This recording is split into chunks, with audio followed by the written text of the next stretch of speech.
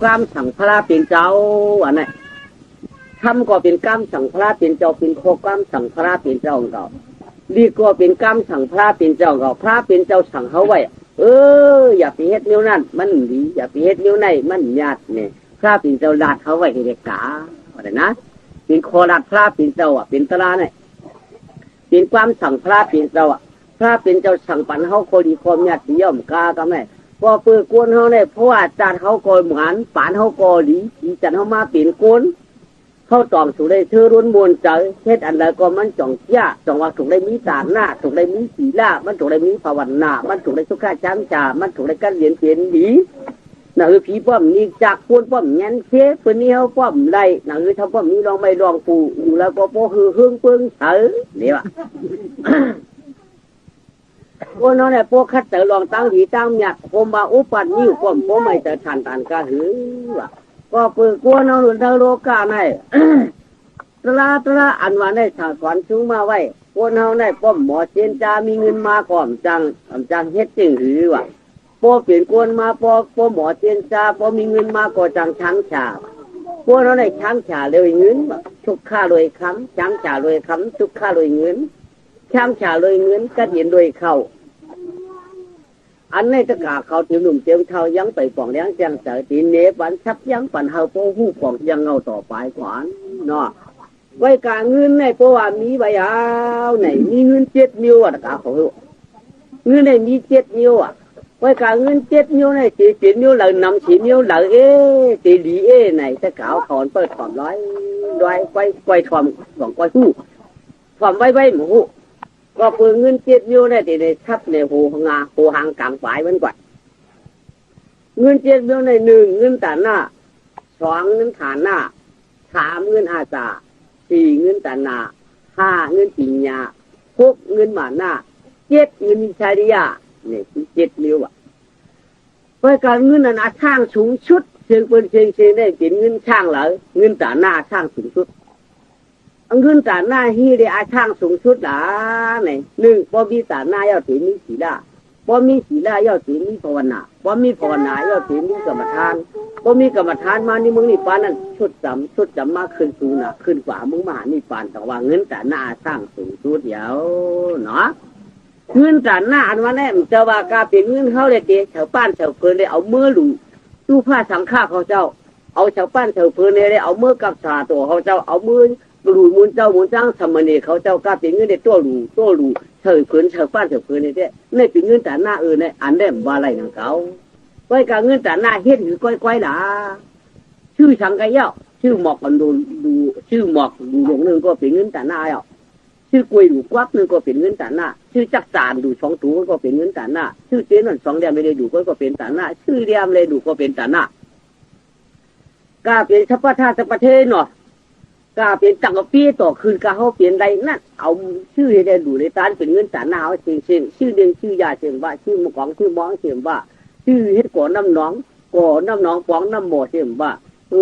ก่อจิตธาตุทำเชียงว่าก่อพระเชียงว่าเฮ็ดการเฮ็ดย่องเชียงว่าดูชาติดูเจ็บดูเย็บดูอุบดูกุบดูจ้องเสียบ้าดูกลองดูจ้องดูตุ้งดูปิ้งขลาเสียบ้าเนี่ยเป็นเงินตาหน้าเชียงดูพระห่มพระไว้จ้ากับพระแก้วปูขำปูคนชักหินจ้องหมอของจ้าว่า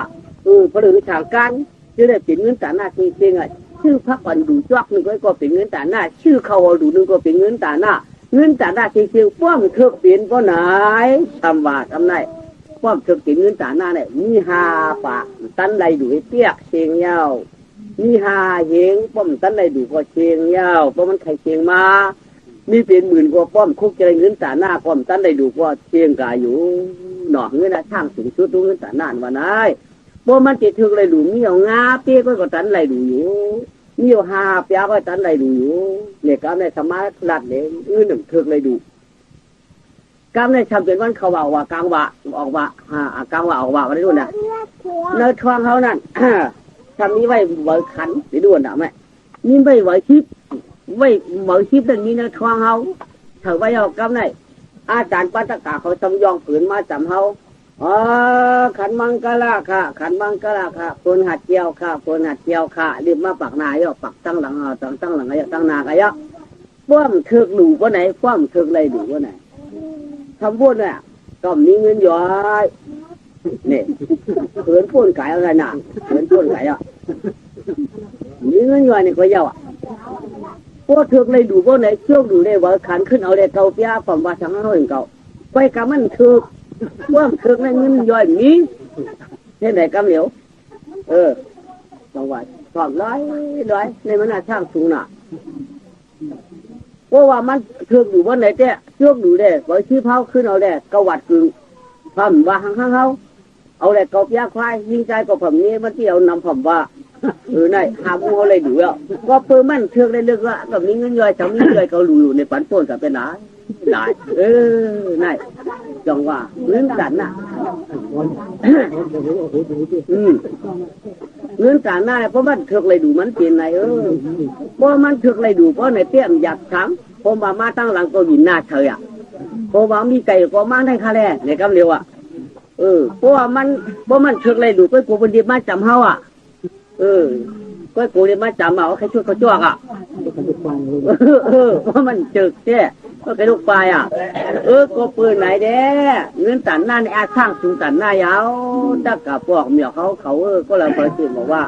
เขาพอถึกเลยดูเลยตั้นนำก็ความนี้กี่ก็ความว้าอันได้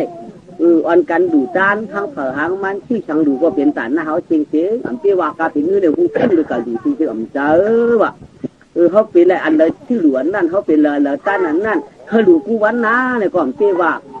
เขาตั้นวันเดินดูวันนั้นเขาชัดขาดจากก้าเสียมว่าเขายังเสียมว่าเขาดูเขาตั้นนั่น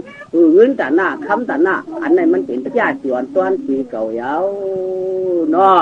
ก็ปืนไหนแด่ในเงินตันหน้าทับเตียงเยาถ้าเขาจ้องไว้เขาเผิงมันนะเขาก็เจียนจ้ากับมือน่ะไปกางเงินฐานหน้านั่นดูที่ถังก็เป็นเงินฐานหน้าเงินฐานหน้านิ่มเย้าน่ะดูชื่อช่างหลังเงินฐานหน้าชื่อเยชื่อรถชื่อกาชื่อนาชื่อไฮชื่อหน่อใบกอตอกชื่อโคหนึ่งโคไหวชื่อไถชื่อง่วนชื่อเสียมตาจ้วนชื่อผ้าตาพันเนาะชื่อโคตาหนึ่งกูจำกูเดียวชื่อโวชื่อไกชื่อรถกูเดียวนั่นแหละในเป็นฐานหน้าโคของเขามีมเย้าหรือเจนั่นก็เจ้ายืนขุนย้อนมาอะไรไถไรช้างในเป็นเงินฐานหน้าก็ปืนในเด้เงินฐานหน้าในผมนี้ก็ตุกข้าก็มีเงินฐานหน้าก็ตุกข้าเอาในถึงเงินฐานหน้าโคขวางเอาชื่อไว้ก็ไรไว้เอาเนาะป้อมชื่อจังไรในดูในนี้ของมันเจ๊กำในเงินอาจารย์เงินอาจารย์ในชื่ออย่างเงินอาจารย์ในชื่อตาตั้งกินชื่อตั้งกินในกูเปิงอ่ะกูเยอะตัดในชื่อแต่ตัวเขามือต้องไม่มือใครกินนั่นอยากจะได้อึบอีสังกายะชื่อเสือต้องเสือใช้เขาก็เลยกินเพื่อนกินเขาเลยกินเพื่อนย่ำเขาเลยย่ำที่มันน้ำไอ้น้ำทานเช่นว่าตามเนื้อหวานเนื้อชมเนื้อผัดเนื้อขมเนื้อหุ่นเนื้อเผ็ดเนื้อเจียมเนื้อแล้วเขามักนั่นได้ชื่อเสือต้องเสือใช้เขาเมื่อต้องไม่ใครกินนั่นเป็นห้องวางเงินอาสาในกว่าป้อมนี้ก็จำหยาบหนาเพิ่งหนึ่งหนังเขาเนาะกำชันี้แทงกันได้เงินอาจารย์กับอาจารย์เลือดล้วนรวมหรือวะอาจารย์เลือดล้วนรวมหรือวะกำได้พอมีพอเงินอาจารย์เลือดล้นร่มหรือในทางว่ามีพอไหนได้ชัดที่เห็นชื่อกินวะพอไปมีอะไรไว้ใจดีๆงามๆอย่าปีกินวะในเด็กเงินอาจารย์เลือดล้นร่มหรือในกำในมันเป็นอีช่างอยู่สมัยเก่าไปพูดดีๆนั่นดีกว่าเงินอาจารย์เลือดล้นร่มหรือว่าพอไปมีจำเยอะเอาตัวเพอคิ้งมันแก่นมือหรือทอดหยาดว่ะพอหมอเยื่นก็มันจ่าเนี่ยพอหมอเยื่นก่อนใจหรือพอสีได้เมียอาจารย์เลือดล้วนเป็นหังยาพินนะอาจารย์ล้มหรือเป็นหังยาล้ำยาน้ำเหล้าเนาะเลือดล้วนเป็นยาพินยาล้ำร่วมหรือเป็นน้ำเหล้าเช่นคือเรียกว่าเป็นเงินอาจารย์เลือดล้วนร่วมหรือหล่ะกำไรกวนเขาเนี่ยปนเลือดหาเต็มมาหาล้วนหาเต็มมาหาล้วนมาพวกกินยาเอาพวกไหนเจ้ยอมก็ยอมกะยอมก็ยอมกะเนาะข้านก็ข้านกะดุวันดุลาไว้ใกล้อุกกลางคำใกล้ขั้นไงนอนก่อนนอนคดพวกบนกาโมดอย่างส่งไปยุกพวกชุกชักกินมาชุกชักอยู่ได้เดือดมันจะรู้เลยพอกันได้อันที่ไหนให้ชัดที่หางเผิงมันพอไปนี้อย่าไปหึงแบบอาจารย์ร่วมหรือรู้นำเรา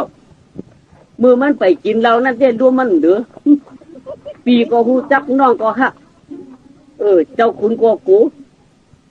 ถ้าผีมือหูก็หูดอมอันแล้วก็เจ้ากูเจอกูมิวอาจัวเจ้าหันเสียหูเสียพระตราสังขาก็หูจักหมดเพื่อมันกินยาวพอไหนรวมเหลืออ่ะผีมือหูก็มันเจ้าปนว่าผ้าผักให้ผ้าผ้าเนาะปนว่าปืนดีมากแค่มากกำโคเผาเนาะไหนรวมเหลือลูกได้รวมมันเหลือตาลดาก็ละตาลป้องก็ป้องน้องได้ปีพิษกันกบจากกบล้มเหลือพอได้ลูกพิษกันชนก็บางกบล้มเหลือพอรวมมันเหลือบางอันที่อ่ะพอรวมไปลืมบางกันมีเฉยโอ้ยพอจังกันก็บางกบล้มเหลือใกล้ถือตูพันหางเขาก็กบล้มเหลือใกล้มือตึกเหลือเฮ้ยถือว่าคงกลางใกล้กับพังกำแจนเอาล้มเหลืออันนะชัดที่ยังเผลอมันอาจารย์เดินรุ่นล้มเหลือนั่นเพราะมันไปมีเพื่อนไหนคิดที่จะเฮยอะไรชัดที่ไว้บ่เนาะโยอันเมาเรานั่นดีกูสิเราเมาทำไงเราเมาเนี่ยมันกูเพราะเราเมาแล้วมันวางหัวนอนเนี่ยมันตุ้งอันเมาเรานั่นดีกูก็ไม่เราจิ๋วเรามือจิ๋วเรากับเพื่อนเรามือเราพี่กองเราพี่กองเราพี่นี่เราพี่ดุกเราพี่ตีเราพี่นอกเป็นป้องอะไรอย่างเงี้ยกันนั้นในมันตึงเมาเราอะไรเรียบร้อยอ่ะอย่าไปตักนั่นละป้องเมาเราอ่ะเขาวางหลังตื้นเราวางได้ละเมาบนใบอินหาเมื่อวานเก่าห้าในเวียนเหรอครับเดี๋ยวถึงเมาเราหนาวนั่นมันไล่ของเราลงมาเฮาใหญ่บางมันอ่ะโยนน่ะถึงเมาเราอ่ะบ้องเราเมาเตี้ยมกระเฮือกินเราแล้วเมาเนี่ยนอนเยอะอ่ะบ้องเราเมากระหือบ้องเมาเราเนี่ยตึงดีกูน่ะจังหวะชัดที่วันไหนชัดที่เอาเถื่อนมันจังหวะชัดที่ดียิ่งรอใจเป็นกวนหมอเช้าพอกินแล้วเมาเต้มันจังกาวะไว้กับพ่อกินละพ่อเมาเหลาเต้มันเดหมอพ่อหมอละพ่อทันที่วันจีหืนทอมาถามยอมสีเมื่อคนหนุ่มลีไว้เฉยที่เฉยจะวันชาย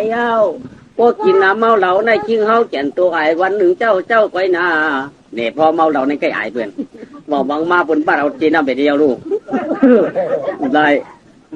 มันอย่าไปเก่าก็ไม่บนเมาเรามาเงินตัวหายก็มันหูคำตัวหายก็มันหูเอาปืนเอาอย่างมันกว่าเขามันหูเอาเบียร์เนี่ยปืนได้ชื่อที่มาปอกก็รวมมาเลยยังวางปืนกูแต่ว่าเรื่องเมาเราเอาเนี่ยในเงินอาจารย์เดินร่วนร่วมหรือว่าเพราะผมมีบ่ได้ชี้ใจได้กินกว่าว่าไหนเพราะผมมีแค่นี้เพราะผมมีได้แชมป์ฉากหงห้างว่าไหนนี่บรรทัดตั้งอาจารย์เดินร่วมร่วมเงินอาจารย์ย่อก็เป็นเงินตาหนาเนาะเงินตาหนาเขาไหนเงินตาหนาในอีหยังเนี่ยเขาไหนเงินมีเจ็ดเดียวดูจักพอเชื่อไหนก็เงินตาหนาในลูกใจเขาอย่างมากก็ลูกหามีปันน่ะลูกยิงเขาอย่างมากลูกกินเงินตายเยอะเพราะมีเงินตาหนาเพื่อย้อนกาอะไรปันอ่ะทุกที่เขาหันเขาหักได้กาอะไรเชียงสี่ห้าปากสี่ห้าเชียงจังตักเสียงนะกาอะไรเอาปันเท่าไรเพราะเงินตาหนาเนาะก็ได้ตาหนามารีบรับทำบาทำไงถ้าปอออกมา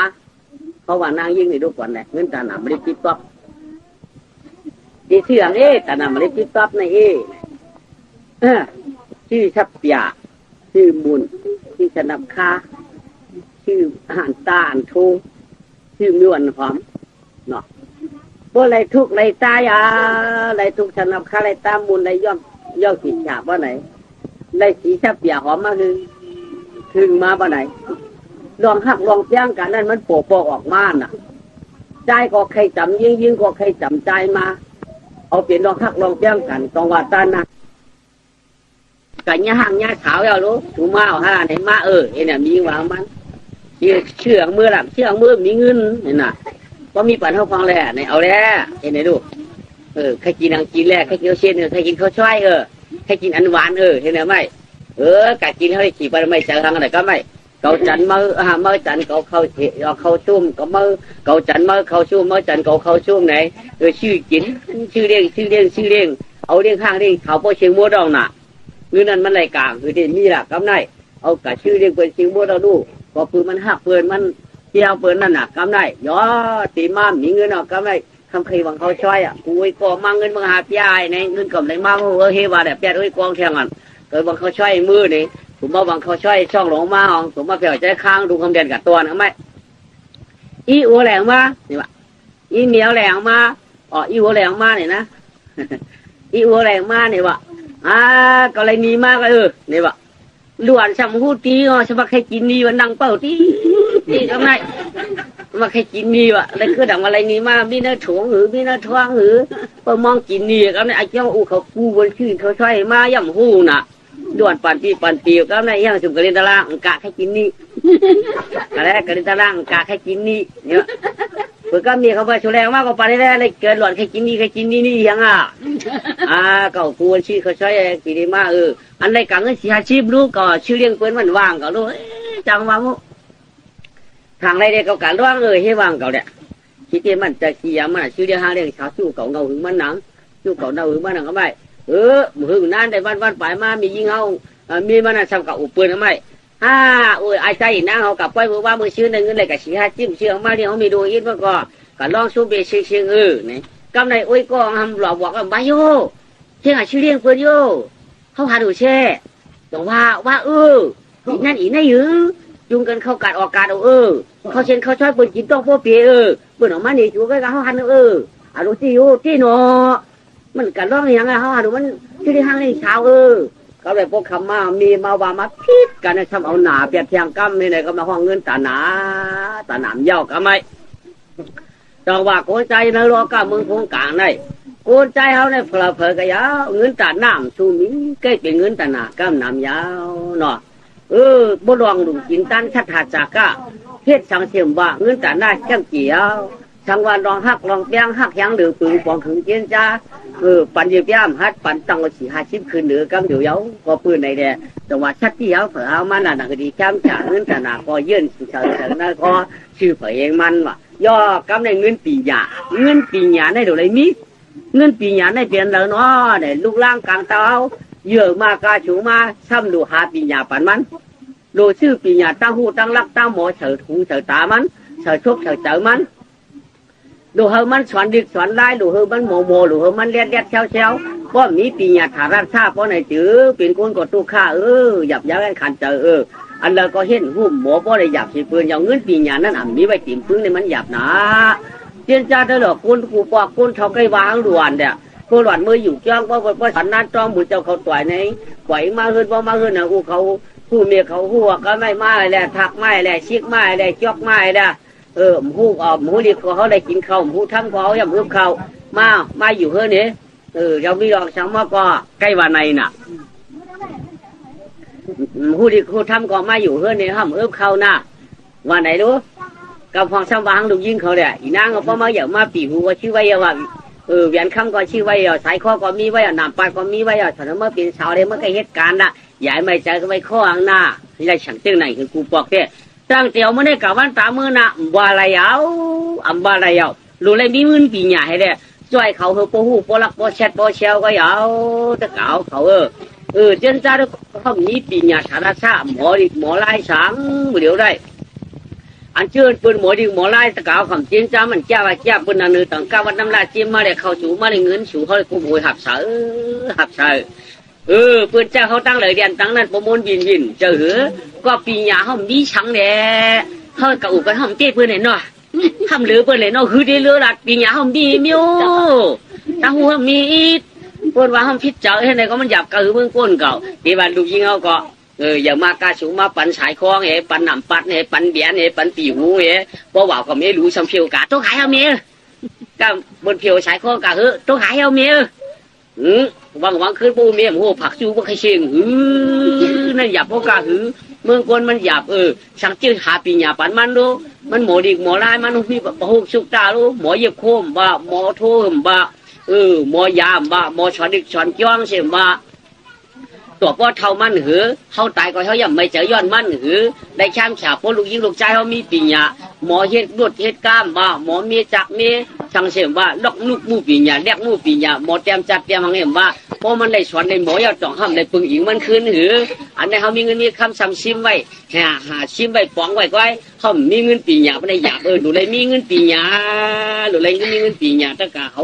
ก็อย่าปีชั่วละในก่อนตามือน่ะข้าเจอปันดุปันล่างเขาหาปีหยาไว้เสียกรรมเขาก็กลุ่มตัวเขาตัวมันเสียกรรมเนาะก็พอมีปีหยาเนี่ยไปหยับเช้าเลยตะกาเขาเช่นจ้าดูโมกาถาปัดผิกปัดทุกปัดพายก็ยังเลยกินเลยเขาว่าชิงมันโมในรุ่นล่ะตาเฮิร์นซ้ำหมอว่าดุกหนาวมาดุกไก่ไห้มา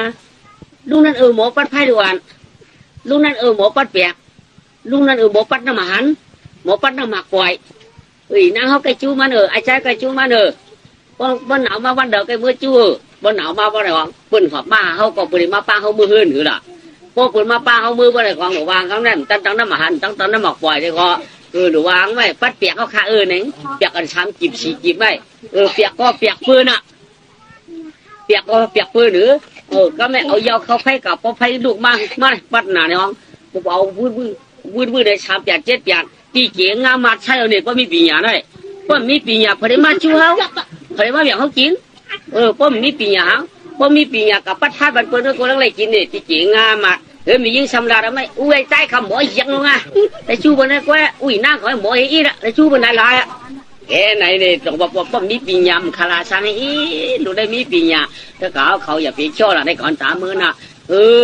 เป่าหูลูกเป่าตาล่างหาตั้งปีหยาเสกำหมอมือก็ดีหมอหูหมอตาก็ดีหมออัดตัวด้วยก็ดีนั่นปีหยามาตั้งตาปีหยามาตั้งตาหรือที่หรืออันหมอตั้งตาจำอันหมอตั้งตาหรือหมอด้วยหมอตักปีต่างการะหมอเต็มหมอไม้นี่ปีหยาถ่ายชาติมาตั้งตาอันในหมอฉีดหมอตองหมอให้กูลองมาตั้งมืออันไหนตะกาวเขาชัดตีได้ปันปีหยาเฮียงที่ดูหลานเนี่ยครับในเป็นเงินปีหยาน่ะย่อกำได้เงินหมาหน้าสมาเทียงไปเชียงลูกคือเทียง2 เดียวกันแหละเงินหมาหน้าอากูสูเงินหมาหน้าโยโย่ถ้ามี2 เดียวเงินหมาหน้าอากูสูจะเป็นอันเดียวเนาะพอมีเงินหนำพอจะลำมาพอใกล้เขาสวนเขาพันเวได้ขี่กลางให้เอากานี่ในหมาหน้าอากูสูเนี่ยพอมีเงินหนำพอจะลำมาพอโวใกล้เขาเฮือนเอากับโวใกล้เขาหัวแขมเวได้ขี่กลางให้เอากากลางตันเหือหันหมาคนมากก็ใครให้หันไก่มากคนก็ใครเหี่ยมอ่ะหันยาวมากใครป้าอะกำไรวัดขึ้นก็ปืนเงินเฮาน่ะกำไรอ่ำป้อโกกินเผออ่ำป้อช่างกินเปิ้นใครป้อก็ป้องใครหลาก็เอาหน่ะปนหาป้อว่าเขาพินก็ขี่กลางปนว่าขนาดก็เขาตื่นเถียงนาลาก็ปืนเขาเป็นเจ้าเงินช้าได้ใกล้เป็นเงินหมาหน้ายาวเงินหมาหน้าเนาะชัดที่ไว้เผื่อมันป้อการผู้อยากพ้นผ่านเมื่อขาดเหตุการณ์เมื่อเปลี่ยนหลายมาเขาเจ้งเปื่อนเก่าไหนเขาสัมปอนนักบ่ช่างกินผู้อยากพ้นผ่านผู้ผ่านคนยอดผู้ผ่านคนยอดก็แก้กันนี้เป็นเปื่อนว่าได้จึงหยาบยาได้เป็นหมันหน้าผู้สู่ยาวหน่อยยานสู่เขาจังมาหาเขาขึ้นอันใดชัดเจนเผื่อมันในเป็นเงินหมันหน้าผู้สู่อยู่หรือเสียนั่นก็บ่มีเงินหนำมากก็ได้ก็นั่นถูกเจอก็นั่นถูกเจอเอาเงินกะจ้างก้องเลยก้องกะทั่วเปียดกับพันเปียดกะยื้อเปียดไก่แยมเปียดเปิดห้องเงินหมันหน้าผู้สู่อรูผมจะได้เขาได้ยื่นกันเวียเปียดฉีกรรมนะในวันเนาะย่อกำได้สามีเตียงหมาหน้าอยู่เงินหมาหน้าอยู่เงินหมาหน้าอยู่ในเงินสังเงินรองนี่กำได้เงินรองในตาตีใครชุ่มเปิ้นมีใครปี้เปิ้นลันละเขามีเปียงใครปี้เปิ้นขันน่ะเขามีขันใครปี้เปิ้นปากก็มีปากใครปี้เปิ้นหมื่นเป็นเสียน่ะกำได้สามี4 5ชีพไม่ยี่ไปเอาร้องไพ่ในดูน่ะปู่เตียงเอาร้องไพ่เพื่อการร้องไพ่ก็ได้วางขึ้นเอาสวนเอาซ้ำมีแล้วเอาชุ่มไปเราลูกเพื่อชุ่มแล้วมานางซ้ำชั่วมานางตึกมิวไอ้เจ้าวางเงินเดือนมีอ่ะมาหน้าซ้ำมิวอ่ะไปจ้างผัดปากมันนั่งเปิดตุกชุกกำไรเมียนร้องก็กำไรกว้างออกได้หาในตัวชมได้ไหมออกมากก็ช่ำไปจ้างผัดมานั่งเปิดเสียงฉันในมือเล็ดเตี้ยไปใบใช่ใบคัดด้วยเบอร์ดูไปจ้างมาลูกมันน้ำช่อน่ะกำไรที่ว่าหมอซ้ำซุ้มที่ว่าหมอซ้ำเฮ็ดขุนดูเมเปิดลาดปืนกำไรเฮ็ดขุนดูเฮ็ดยาตู่กี้เปิดลาดปืนที่ว่าเปิดลาดปืนไหนว่าบนตัวขึ้นเอาถุงนั่นด้วยเอาถุงนั่นคือเลยนั่นกาโหเลยนั่นอยู่กวนเลยถุงนั่นมีในมือก้นน่ะถุงนั่นมีในมือก้นนี่อันนั้นไปหวักมั้งอันนั้นก็ไปหวักเลยมั้งพี่นั่นไปหวักเลยว่ะเอาถุงนั่นหวักเลยเอาถุงนั่นกินเนี่ยที่ว่าเขาหมอซ้ำซุ้มที่ว่าหมอไก่ขุนดูไม่ได้เปิดสิต้องหลังเปิดดูหวังงึกงอกงากพอเปิดไหนมาเพราะว่าสิครับว่าเขาเก็บบอกเลยเปิดหมันเตะเปิดไหนนี่ก็ว่าเลยนี่ก็ว่าเลยเห็นไหนมากำไหนป้องซ้ำไหลก็ไม่เขาเปิดไหนมาไหลมากำ2 กำซ้ำกูเนี่ยกำไหนมาอีนี่ยี่ไปทางละกำแหล่อยู่เอามาอีนี่กำแหล่เอามาอีนี่กำแหล่เขาโกนใครกูที่เขาใครกูที่เปิดนี่เด็ก ป้วนเลยทำใครไปเป็นเขาห่างอะไรก็กำเลยอาลูแนวลูมานั่งโชดน่ะกลุ่มเจ้าเลยฮะกลุ่มปันเลยฮะว่าห่างอะไรก็ไล่ก็เนี่ยมีอย่างก็บอกเพื่อนไม่ใครฮามีเนี่ยนามีเนี่ยบัวมีเนี่ยควายฮามีเนี่ยคือนามีเยี่ยมีดูว่าฮะว่าจะอะไรเมื่อเอาเลยถ้ามันกูเพื่อได้แต่เมื่อกูบัวมันทำกึ่งกันเลยพอดีเมื่อเอาโป๊ปันนั้นทำหายลายเลยโป๊มันได้กูกะเอามันนั่งลายเลยกำไรว่าคืนนี้ถูกกันเนื้อปังไฟเพราะใครตีเตรียมเต้นก็ไล่ชำวางปืนเด้อพอดีใครปันเขาป้อมปันเขาใครพิษปืนแล้วมันน้ำช่ำโชว์ลูกเนี่ยบ้าปืนเขากูปืนปันก็ไล่กำมาก่อนเนาะเรียนดอนออกมาขึ้นเขาเลยมาเขียวเย่มาถามได้มีเงินดีชูมีได้อีได้เห็นไหมล่ะมั้งคือที่มีเสียงหือล่ะสิว่ากำว่าเราหืออามาผิวสูกรรมแล้วนั่นก็มาเรียนข้างสูกรรมละมากลางเสียงสูกรรมแล้วพวกกำได้ก็อะไรชวนก็มีเขาเนี่ยหลับเขาเฮียงอ่ะว่าอะไรขึ้นชื่อขึ้นผมเลยวันเรื่องชื่อเทียงเข้มได้ก่อนก็หันตีเลยเฮว่าเลยมียิ่งว่าช่างยุ่มเตี้ยตัวได้พูดปัดฝันให้เฮเอากลับวังได้เลยเฮว่าได้มียิ่งหักคนใจดูเอาบอก3 กรัม 7 กรัมหวังนักกว่าปล่อยผีบ่ปล่อยผีมันนั่นพ้นข่อยอะไรมาเห็นไหนนี่บ้านหน้าโยโย่ในเห็นไหนนี่เงินบ้านหน้าโยโย่บ้านไหนแล้วก็สติกรรมเนาะมาหน้าอากูสู่อาลูพยาเพียมันมีว่ะมาหน้าโยโย่จำกลางเจอเผอมันปกติเปลี่ยนน้ำเต็นมันก็จะโจ๊กจ้าแก่นกว่าชี้เฮยไรเนี่ยว่ะปกติเปลี่ยนน้ำชุ่มน้ำมาเชี่ยวละว่ะก็กรรมมาหน้าอากูสู่นั่นอย่าเพียงมีอิดว่ะก็กำมาหน้าโยโย่นั่นเตะเฮเชี่ยวฟ้าเนี่ยมาได้เนาะในพวกกันนายก็ไม่ได้ย่อไปเช็คเงินแห่งเบี้ยวกับเงินเนี่ยพอมาได้เงินพวกเบี้ยวน่ะเงินฐานหน้าเงินฐานเงินตาหน้าเงินฐานหน้าเงินตาหน้าเงินอาจาเงินปิญญาเงินมาหน้าพอยอกกับไม่ได้ใช่มาจากแข่งเงินมิชาริยะเงินมิชาริยะนั่นมีที่เพิ่งก็บ่ช่างฉาบนี่บ่ชื่อเรียกว่าช่างฉาในทีมช่างฉาที่มีเพียงปานาไม่ยังนำที่ใครก็ร้อยกว่าเป็นเงินกินอำดูอำนึ่งในใจไป3 นิ้วเนี่ยกินสังวะก็กินกวงย้อม1 หังพอ1 กวงย้อมพออะไรตัวเตะเฮตัวเฮหังอีกูปะลูพอลูกวงย้อมทีเนี้ยเงินทีวะเนี่ยเงินมีชาดีอะปนหับตั้งขายมาปนหับตั้งขายมาหับตั้งขายตั้งจี้เจ้าต่ออะไรแล้วเนาะเขาเช่นเขาช่วยบาน้ำทานน้ำเจี๊ยบเห็นบาพอดูตาซากว่าเป็นเขารอดช่องเห็นบาเขาช่วยเห็นบาเนาะขมุนผูกขมุนปันจันอันนี้นายหับมาหิมเฮือนเอาพอดูกันตั้งหันเตี้ยเพี้ยวตาเฉยอย่ามาอีนั่งก็อยู่ดีไอ้ใจก็อยู่ดีเปล่านั่งอยู่ไหนวะไหนเตี้ยเพี้ยวตาเฉยก้นขายมาไหนคำว่าอยู่ดีคำกินอะไรอย่ามั่งไหนเปล่าพูดนะเห็นเนี่ยกำในอุเมียซ้ำตั้งหานักกำในเจ้าตั้งขายชำละนงมาเมื่อย่างลูกอ่อนว่าอีเมียเขาใครยินอีอูเขาใครกินมันกินไรชื่อวันนี้แหละเจ้าตั้งขายมันกินไรมือวางหนาววันนี้มือชื้นหนาววันนี้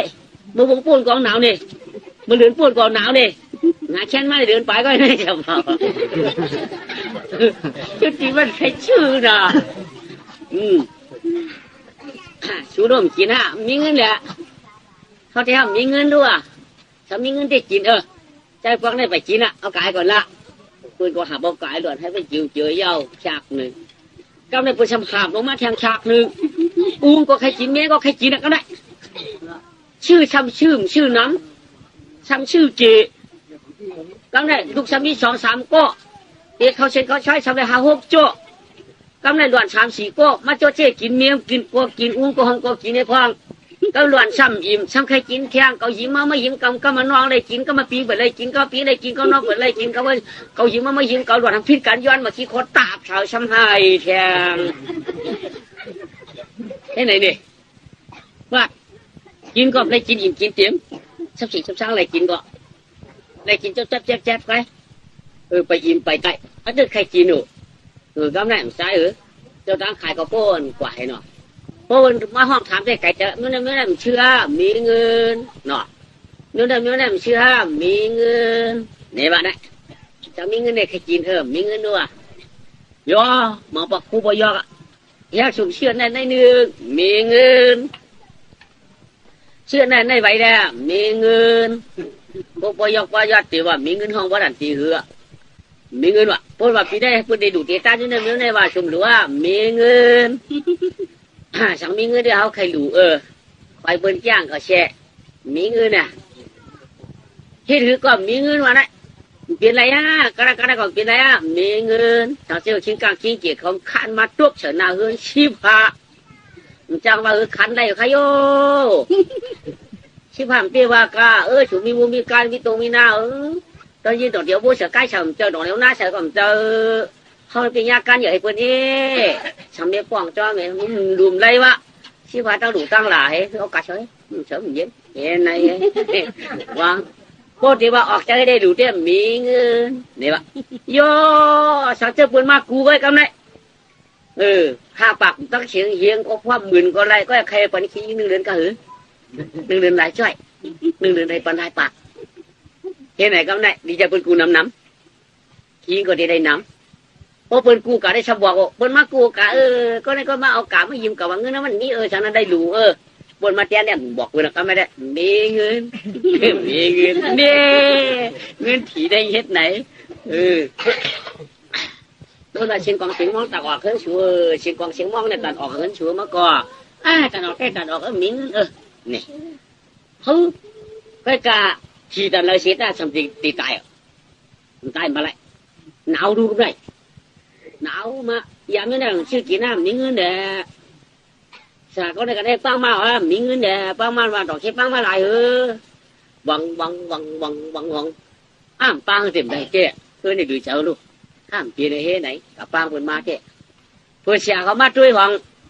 ชาวบ้านอาคารเอาลูกเนี่ยเสียเขาว่าจำอย่าจำกู้ฉวงอย่าเอากู้ฉวงเอากู้ฉวงมาเอาละใจเดี๋ยวว่าเอากู้ฉวงมามันทำดูไอ้พวกกู้ฉวงช่ำนี้เจ้าสังวาครับเนี่ยยาขึ้นนะพี่น้องครับเนี่ยเสียเขาการมือเอาอยู่นี่อะไรเอาcảm vào là sao mà này nữa mày tôi yêu nè vừa tôi tàn trái mi chợ mà trái mi chợ mà cho vào chợ tít ngân không cho vào chợ tít khô còn uống trà tráiขึ้นmi chợ mà nan trái nèมันมาป้วนคำไหนไปตื้อตัวมือเลี้ยมตายมาป้วนไตอ่ะsau khi mi chợ maมันเปลี่ยนอยู่เจ้าไหนมันจะจีคนไหนแล้วกับhoàng ma luôn cả hoàng ma vậy con này ma nào nè ngọt khổ hay này cam điều vậy bày trái sao biểu thếจะจีcon này vô cả hoàng ma này cả hoàng ma con này con ma nào nè ngọt khổ ấy bày trái bắtที่กลมตายก็ได้คนละhoàngคนมาพอเจียมซิงไปตายถ้ามีคนทำคนเจ๋ไหมมาอยู่ตั้งหลังให้บ้าถามมันด้วยแหละมันจะกินเงินข้ามห้องสาปีจีมันเช่นนั้นโยเอามาอาปันมันในหรอใจตายนี่มันจะมีปืนทำมันไหนก้าวในปืนห้องถามเดียวลูกเงินมามีหรอพอมาบอกปืนมาเป็นงูหลงมาเป็นปีกตาหลงบอกปืนหรอเขาเดี๋ยวมาอาปันมาเดี๋ยวไม่จะทำมาก็ที่เขาตุกข้าก็บอกปืนหรอเมื่อจีมาหนึ่งขือก็ไปจีมีนะตุ้มตัวออกมาดีตัวเองมีเตวะจีมามีนะเงือบข้างโยในเก่ามามีเตวะจีมาตั้งหัวพี่ไพ่ชีวิตแต่พี่ไพ่โยข้ามากุยออกมามีเตวะจีลงตารางกับชีวิตแต่กองพื้นหนุ่มเงินกับมามีเตวะจีลงเขาเงินกว่ามีได้เกสัตเกผาโยกับหามันมีมาเตะอะไรเอามากวางไว้หนาวลูกได้มาโมเราหน้าได้มาโมเราอ่ะตารางก็ได้มาพี่ไพ่ก็ได้มาเนื้อตุ้มตัวออกมาเนื้อตุ้มเงือบข้างก็ได้เชียวอ่ะอันเมื่อวันนั้นถุงนี้ก็ออกมาโมเราแล้วตึกข้าวสารนั้นเราเยี่ยเขาปึกกันนะตึกข้าวสารเอามาเลยดีปันมาเป็นกวางลงไปเจ้ากะใจเอาเมื่อนวางเนื้อกวางเห็นน้ำตาลอยู่ฝนตกไว้ใจอยู่ดีแหละเจ้ามีกฎที่ว่าแข่งมาเด้เจ้ามีเผาว่ากินข้าวหวานแล้วจ้าเด้มีเผาว่าอันที่บ้าหือกาละกาตาดีตั้งงานเท่าละกาลาน่ะใหญ่ไม่ใจกันเท่าละคือที่ไม่เจอมีดำหนาวลูกมันก็หวงแชนก็อยู่เนี่ยเขาตีเฮ็ดปั่นมาตีแฮนปั่นมากะตายเย็นไรกันเนี่ยมันน่าถึงตัวเราจีคนกำน้ำตาลไหลลงตายเจ็บก็ตายเจ็บไหนฮะคนก็เฮ็ดวัดปั่นโตตานนั่นเฮ็ดได้จ chỉ lưng còn tiếc quảng chỉ xoa mình tiếc chung trong miếng này quân hiang sang sĩ có tôi hẳn yo bên nó phải hiu phiêu xoáy mi sao mà bây giờ bằng cả drama phát hơn đấy quân non đẹp non quân hạt quân hàn mà non thì cội giò nè đang giờ giờ sáng quốcจะได้มือพร้อมยังก็มีเงินมีชาดีหน่อยนี่หน่อยย่างถึงย่างถึงแล้วกำไรมีชาดีย่างพอมีดีย่างเดียนย่างถึงได้ถึงกันแล้วถึงเดียนมาแจกกันเพียงกันกำไรเกาลุมลาน้ำเกาไล่กี่เมื่อลุมลากี่เมื่อไล่น้ำหน่อยปีน้องกันแจกกันเพียงกันหน้าปลาลุงกันแจกกันเพียงกันเพียงกันกำไรช่วยมีปีน้องกันแจกกันเพียงกันกวนลุมลาน้ำซ้ำไล่กี่ตัว3 ปีซ้ำจะลำกวนลุมลากี่ซ้ำไล่น้ำกวนน้ำแท้จะลำยุ่งใหญ่กำไก่มั่มไก่เกาะกำไรย้อนสังย้อนเงินคนตายยาปีน้องพอผัดกันยาชื่อคือพอผัดกันยาคนพอสังกันย้อนเงินคนตายคล้องมีชาดิยาเนาะสั่งมีเงินจานันที่หักกันโทน่ะมันมีเงินจานันมายาเลยยาพอสังกันอ่ะกำคือเฮิรนมามั่มคือเฮิรนเก่าเทวางไก่ได้กินคนใดพวกเอื้อมกันคนตื่นตัวจอมเฮิรนกันอ่ะตื่นหันคนใดกันอ่ะได้ย่ายอ่ะก็เปื่อนไหนเด็เพิ่มมีก่อนเจ้าอ่ะเงินมีชาดิยาไหนไปได้สติดีงามอ่ะเมื่อเขาเปลี่ยนโกนได้กินน้ำตายมากนี่เปียกก็อยากเป็นว่ารู้มือเปลี่ยนโกนกินอะไรปีเจ้าเฮแล้วมีเปียกก็ว่าไหนปีเจ้าชมเขาดูน้ำดีกินน้ำดีชื่อโคของนึงน้ำดีเฮ็ดสั่งน้ำก็ดีอย่าเปลี่ยนมีชาดิยาน้ำลาในบ้านในเป็นสติลาว่าได้นะจอมอนกันโจ้จ้าเย็นเนี่ยทำได้ในเป็นความสานอ่อนดีเมจีมานอกครับพอข่าวเสือเผอมันไล่ต้องตราธรรมะก้อยกาเผอก้อนเงินเจ็ดยืงในอันนั้นดีมีสีนั่นเงินมีชาดิยาในเผอก็อำไรช้ำชาตัวเขาเสือเขาพอมาไล่กินก้อมไล่กินเหมือนเปิ้นไล่หนึ่งก้อมไล่หนึ่งเหมือนเปิ้นยาวไล่หลูก้อมไล่หลูเหมือนเปิ้นเอาลองดูก้อมไล่หลูเหมือนเปิ้นเท่นว่าสิจะวันกายเอาพวกเบิดตายเงินมีชาดิยาในยาปียาน้องยาชื่อคือยามีช่วยอันเดอสีก้อมขึ้นมาหักกันเทียงไว้เอาจ้างว่าเผอมีก็เชียจวันกันกินตันธนาคารชื่อชื่อนายปีกวนจวนมุงไหลชุงชิงเฮาได้กินเช้าจองเปียวจองว่าเงินมีชาดิยาในเผอมีก็อาบไรซักษาเตนาว่าเมาเปียวอันที่มันชื่อลองกินก้อมเลยกินเหมือนหนังเปิ้นยาวลองหนึ่งก้อมเลย1 เหมือนหนังเปิ้นกับไก่ลาลองลูกแขนไว้ไก่เงินมีชาดิยาได้มันไก่เอาคนเอาเตียนมาลองต่อซ้ำต้องต่อซาแขกเพื่อนกันเยาต้องว่ากรรมในวันกันตัวลองตักมาเอาพลาโหเนี่ยจัดป่านชื่นเจียมเก่าเขาตักถูกญาติธรรมนุกาจัดเอาล้อมือหนังนั้นไหลเผาเผอก็ปะตังนางนายังมีเมืองหนึ่งจึงกลางใต้ช่างลำมวัตีทาเนเปียวทาเนเมียวเจจุ่มไหลเผาเมืองหลวงเย้าปานานคุณหลวงบางจีพุงมีเปลี่ยนจอมไอวันจะตั้งนั้นข้างแก่นโหงเมาง่ายลำมวัตีในตีนันกะเย็นแค่เนเพกลางตายใจวันคืนชะตางหงจันนาดำมาวตีปืนเจกังสยายินมนเจอชื่อมึงตาฮือศึกนำนองเนี่ยว่าใครอาปุ่มตาลาดวงมันก็ไม่ได้เมืองหางไหนเปลี่ยนเมืองดำมาวตีแบบเมืองนั้นเมืองดำมาวตีนะวันก็หึงเมืองก็เสือเผอก็จ้า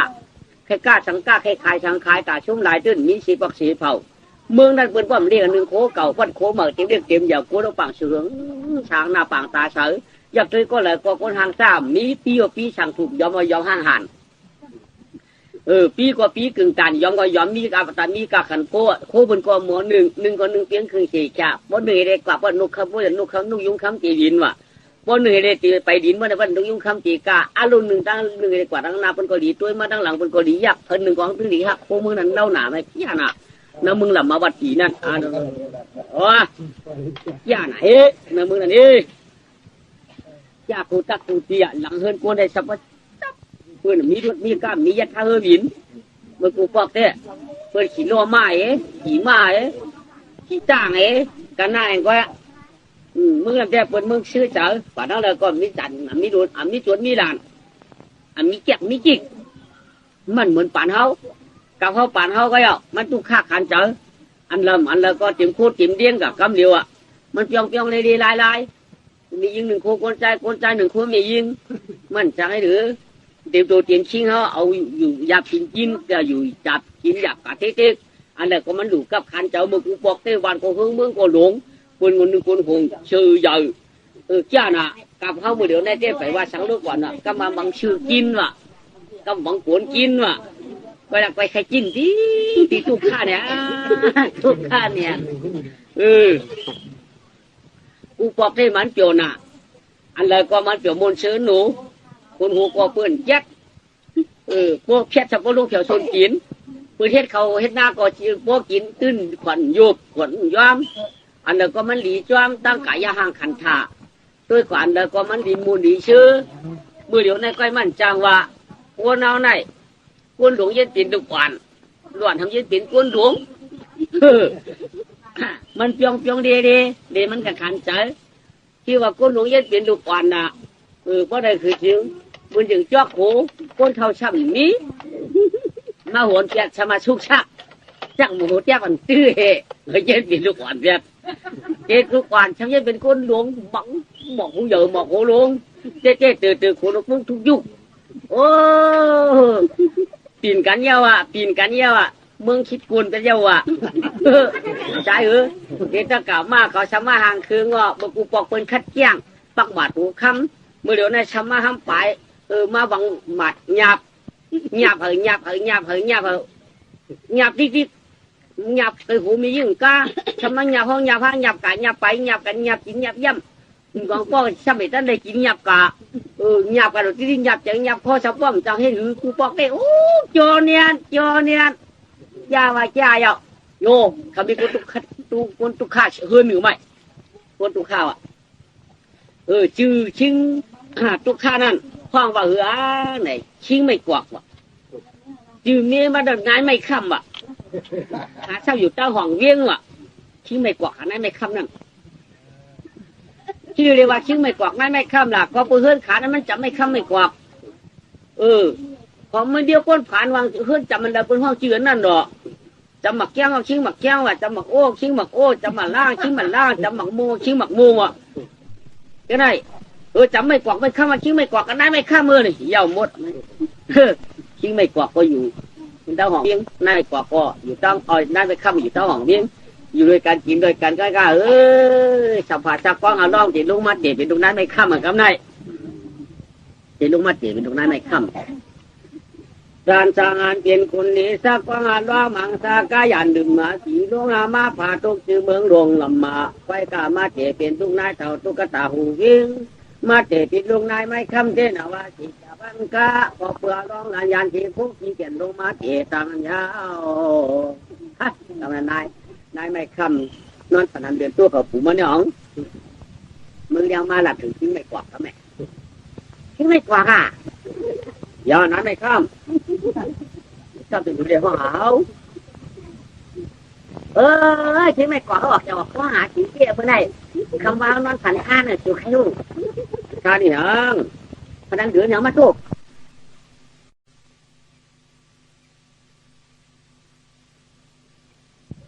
อะไรถือว่าตัวลูกยังอ่ะมีดอกกันนะอันถือว่าเนื้อไก่สุดแก่เขาหรือ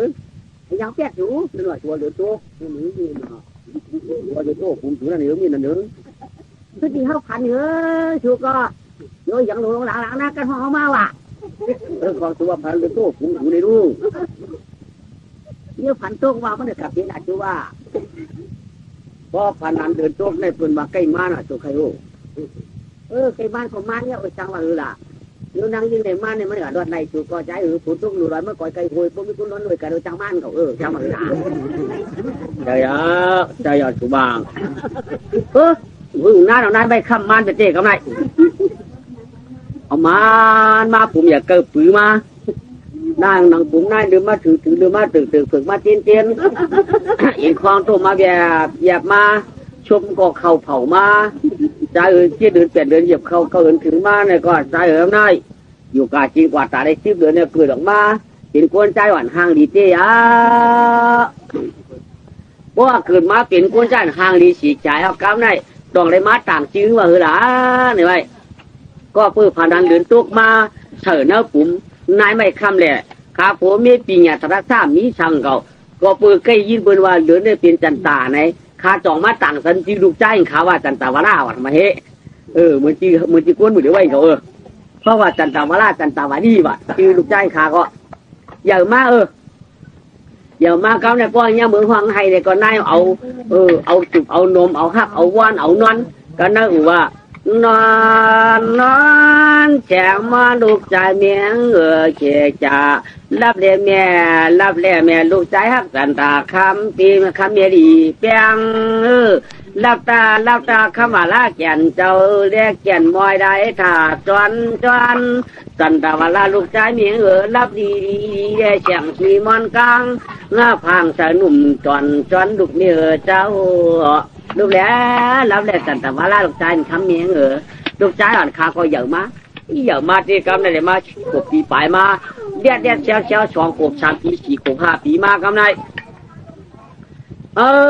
ยากกำได้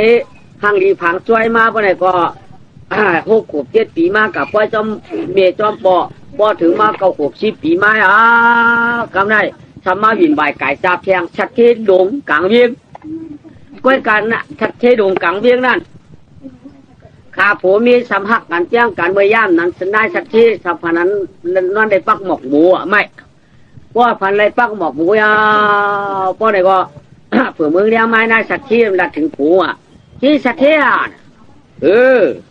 คำว่าพันอะไรปักหมอกหมูชูตูมเป่านายเพราะเป็นตูมเป่าตูมเป่าปีถือไว้มันตูมเป่าในมันมันพันปักบอกบัวตูมเป่าชูใครแต่เป็นเมียวังชูว่าเมียก้นเนี่ยเกิดออกมาชูก็ตูมเป่ามันจะมีสังว่าในเนี่ยนั่นก็คือนั่นเอามันเด้อพอมันมาแล้วตั้ง10 เดือนเกิดออกมาก็ไม่ห่างดีนะก็ปืนนายชัดที่กลางเลี้ยงนั่นได้พันอะไรปักหมอกหมูเลยสองมีลูกยิ่งอ่อนก็ต้องต่างชื่อว่าหน้าหมูประตูหมาชื่อมันก็น้ำหมูประตูมาชีชาตอนชุยาลูกนายชาติได้อยู่ช่างกลางเองไว้นางก็แกว่เราวันคืนปีป่านงานชุดตอนตาสวรรค์เก่งจังทุนมานางก็เยอะมากครับนายเยอะมาก2 กบ 3 ปีกับพวกนั้นเยอะพวกนั้นคือระวังลูกเยอะมาก4 กบ 5 ปีก็6 กบ 7 ปี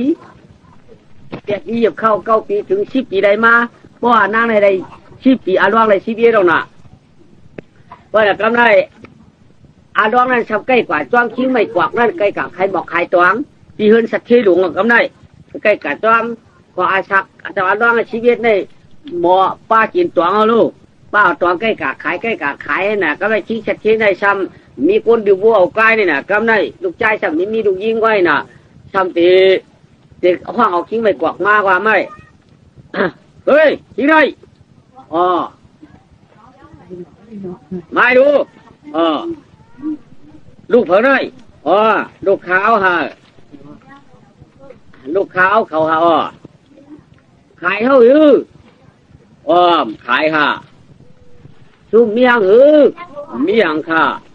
เมียงขายเลยลูกชูนายขายอะไรขายเจ้า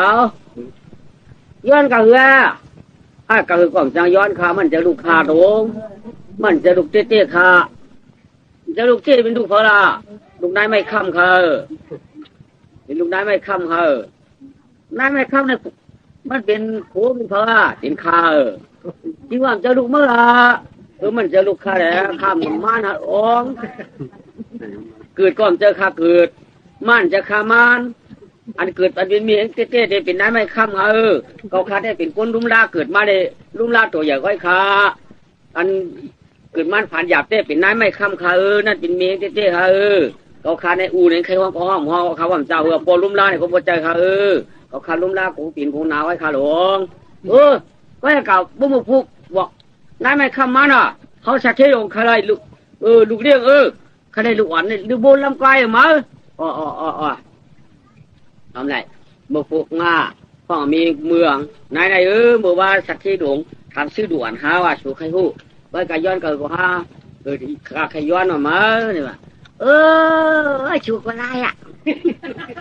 เป็นคนขายลูกใจคนเหนื่อยมาขายสักที่สำคัญไร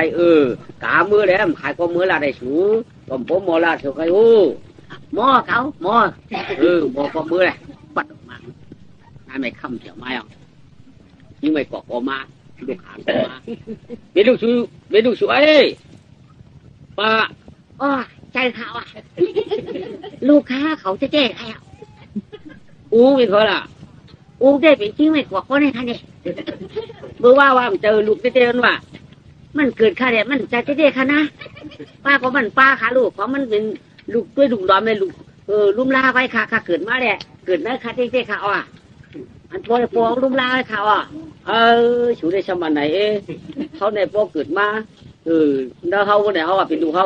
ไว้ขายอ่ะมั้งมันขายค่ะมันขายในไว้ยังไงเฮิร์นไว้ใจกินแห้งนั่นค่ะด่วนนายใจกินแห้งมั้งไว้กระใหญ่นั่นแหละเมื่อเดี๋ยวnàyลูกชายสูnàyออกมาเลี้ยงวัวเลี้ยงควายเขาพักบ้านตะมาที่เขาในเมื่อกินคุณคือลูกสูnàyอยู่ด้วยเขาขายได้เจออันนี้จับสูจะเป็นไรนั่นแจ่มเปียงค่ะเพราะว่าอะไรกินเขากำลังวันลูกชายบ้านตาเนี่ยก็โจมใครเอาตาเข้าคำค่ะเดี๋ยวมากันในเมื่อกินตาเข้าเนื้อเตี้ยเขาเดี๋ยวหาข้างควายค่ะลูกสูได้อยู่ในหน้าเตรียมในเมื่อเปียงค่ะแนมเจนขายฮะหน่อยขายเลยได้ว่าอะไรลูกค้านั่นชื่อว่าจันเต่าบาล่าเขาว่าชื่อมันเดี๋ยวนั้นมันก็เจ้าก็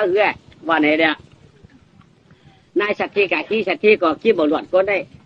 ปันนึงปันชื่อมาโคดีปันมันเนี่ยงามได้เนี่ยให้คนลำบูลำควายกันในอาชางเจ้าเลย12ชีวิตมาถึง12มาเต้นตามกันได้มันเจ้าลำบูลำกายก็จ้าหนังเก่ากันไปได้เซลหนังเก่าวัวก็5 ปากควายก็5 ปากมากก็5 ปากหลงเชียง5 ปากนั่นแหละการลืบไก่ลืบไม้ลืบควายลืบไม้กลางแล้วลืบกากลางวันตุกลืบมาตูงความหายตูงความตัวลูกตูงความตัวโผตูงความคำอุ้งเป็นพุงกะเป็นผงมาไรเข้าหน้าไรเข้าชนกะเปียกไข่ฝนกะเปียกไข่แดดแกดก็เล็ดดินก็เบามือก็ไวไปก็จะมากก่อมปิดบูก่อมทุยใกล้ก่อมโตในโมหังดึบกว่าดึบมาไปก็ไว้หนักจ้าของจ้าหนักอะไรใหญ่มาชิบ3ใหญ่มาชิบ4ใหญ่มาชิบ5ใหญ่มาชิบ6ใหญ่มาชิบ7ใหญ่มาชิบ8ไว้กลางใจที่ออกนอกจ้องออกกลางใจที่ออกนอกเนาะเนื้อหมอกออกได้ใครช่วยจับไว้กชวบเต็มหัดดัดแต่ที่ว่าทะเลดูเผยชัดเจนก็เปิดนางน้ำหมูประตูมาในห้างดีนะลูกเล่าหนาลูกมันก็รัดตัวน้ำหมูประตูมาว่ามีเรื่องเขามาหนึ่งเขามีเรื่องอ่อนวะมีเรื่องหลงวะให้หนึ่งกันเนาะมีเรื่องอ่อนมีเรื่องหลงเลยวะก็การนั่งก็ไม่อาชักเลย17มานั่งไอ้สมัยตัวมันเลยมาอยู่ด้วยเขาเต็มมืออาชักเลย11 ปีต่อ18ได้เลย7 ปีมันจะได้7 ปีวัวก็หลีใกล้ก็จะมากก็ทวนเนาะตัวเลยก็เพะตาเป็นตัวเมียได้เกิดติดตัวฟองได้ความเกิดกับตัวเลยก็ปีตัวเลยก็ใหญ่ตัวเลยก็สูงกะคำองค์ตายมีตัวกะตัวโคขาหักมีโปยเม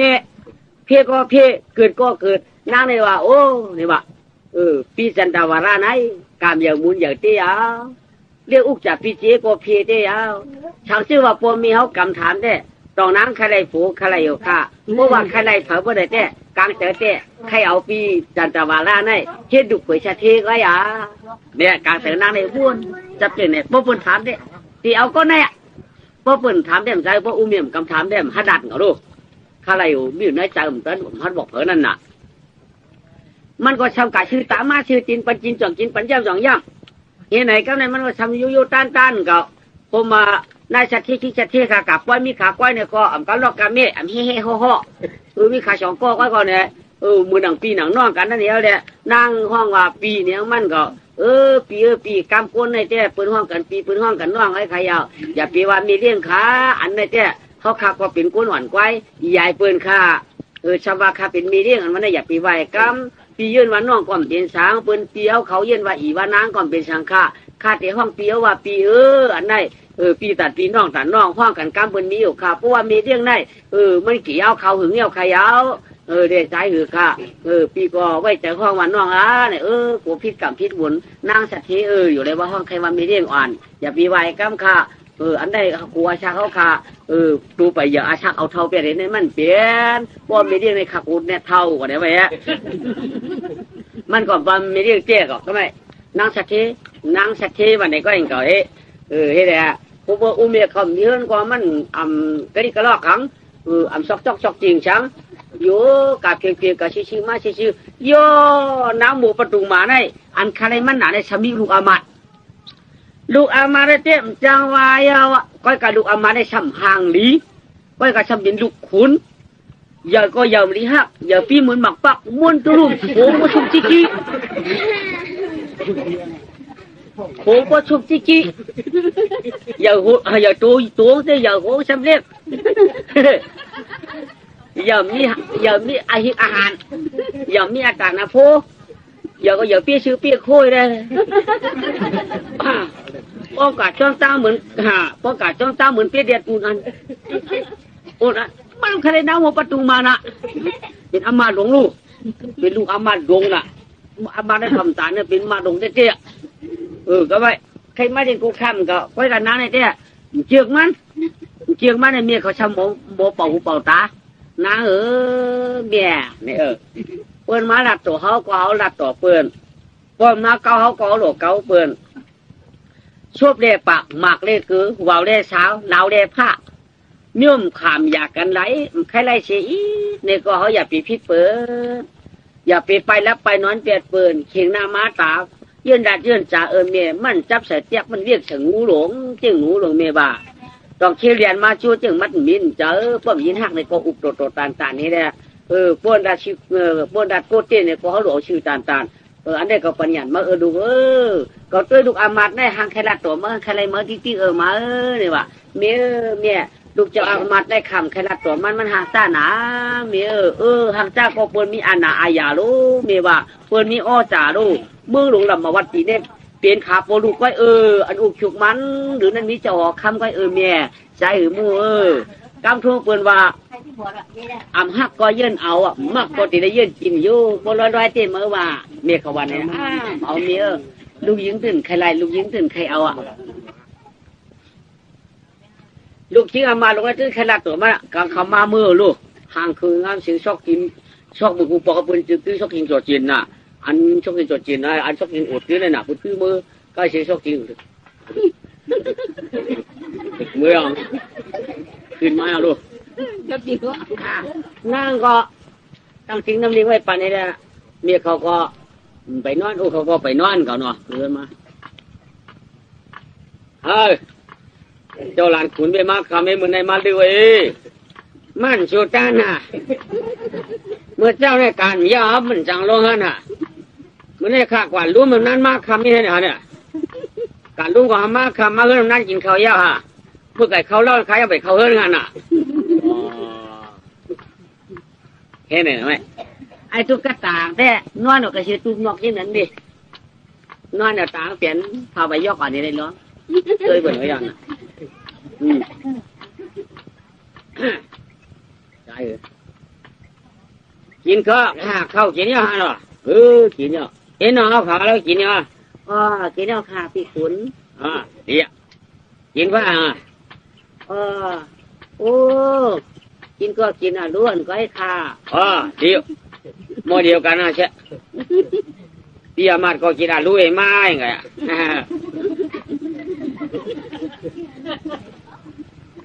จวมใครเอาเปียมา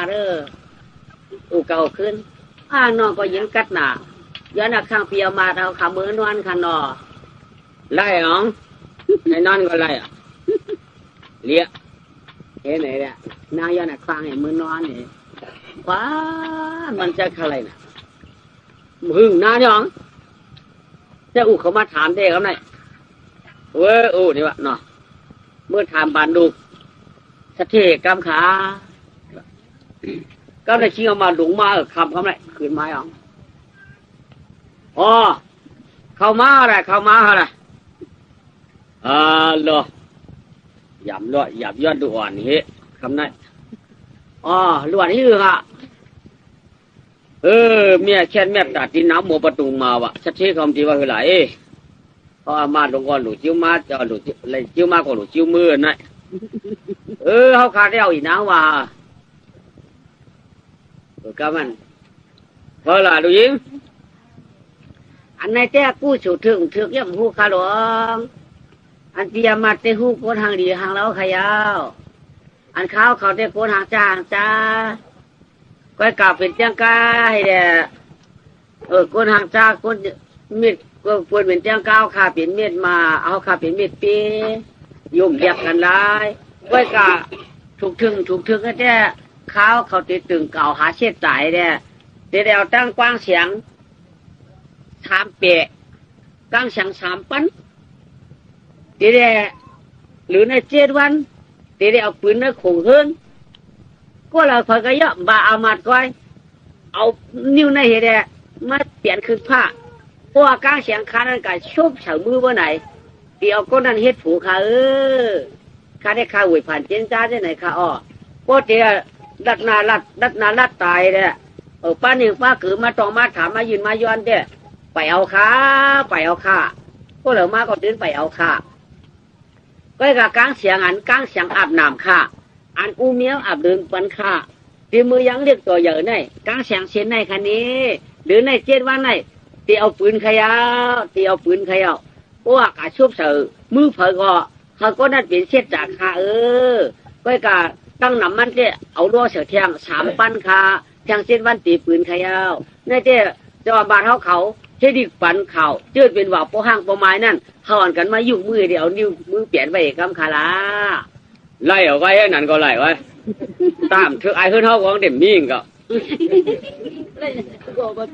มากำไรปะมาอย่างไรฮะปะอะไรให้อ่ะไอ้นี่ยิงเอาดิ้งห้อยแอวมูเหมือนดูเนี่ยเอาดิ้งห้อยแอวไม่เอาห้อยแอวเฮ้ยฮะพอเอาดิ้งเปลี่ยนอ่ะเมื่อจะเอาเปลี่ยนมาก็ดิ้งนี่ยิงวางมือหรือใน7 วันวะกลางเสียง3 ปั้นเกี่ยวปืนเนื้อขู่เฮือนวะล่วงซุ่มมือเผยเอานั่นที่ได้เป็นผัวมั้งกลางเสียงอาบน้ำก่อนวะป้อมจะเช่นนั้นชำบ่ำไรมั้งไรเดียว่าตามถูกมือเขาได้ถูกมือใครมั้งในเตี๋ยห้องเบาตั้งเสียงก่อนในห้องปห้างปวายตั้งเสียงเลยกับจุ๊บเปิ้ลเนื้อขู่เฮือนคอยก่อนนั่นเพราะมันได้ปืนเนี่ยฟังเอามือเขาขับไปในก็เด้อมาชุบบอกว่าอย่างอะไรมาได้ไรก็พอก่อนอะไรก็ว่าชายเต่าเด็ดว่าหาลูกมาเอามือเห็นในเฉยเอาหนอ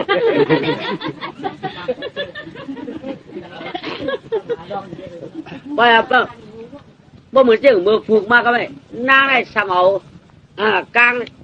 น่าได้สมเอากว้างเสียมาเนี่ยมันเนี่ยดีงามกลางเสียงอันเจ้าเนี่ย3 ปั้นนี่ดูกลางเสียงให้3 ปั้นเพราะว่า7 วันไรจะได้ไม้เอาไหนนางก็ใจพอถึงว่า7 วันเลยจะเอาปืนได้ไหม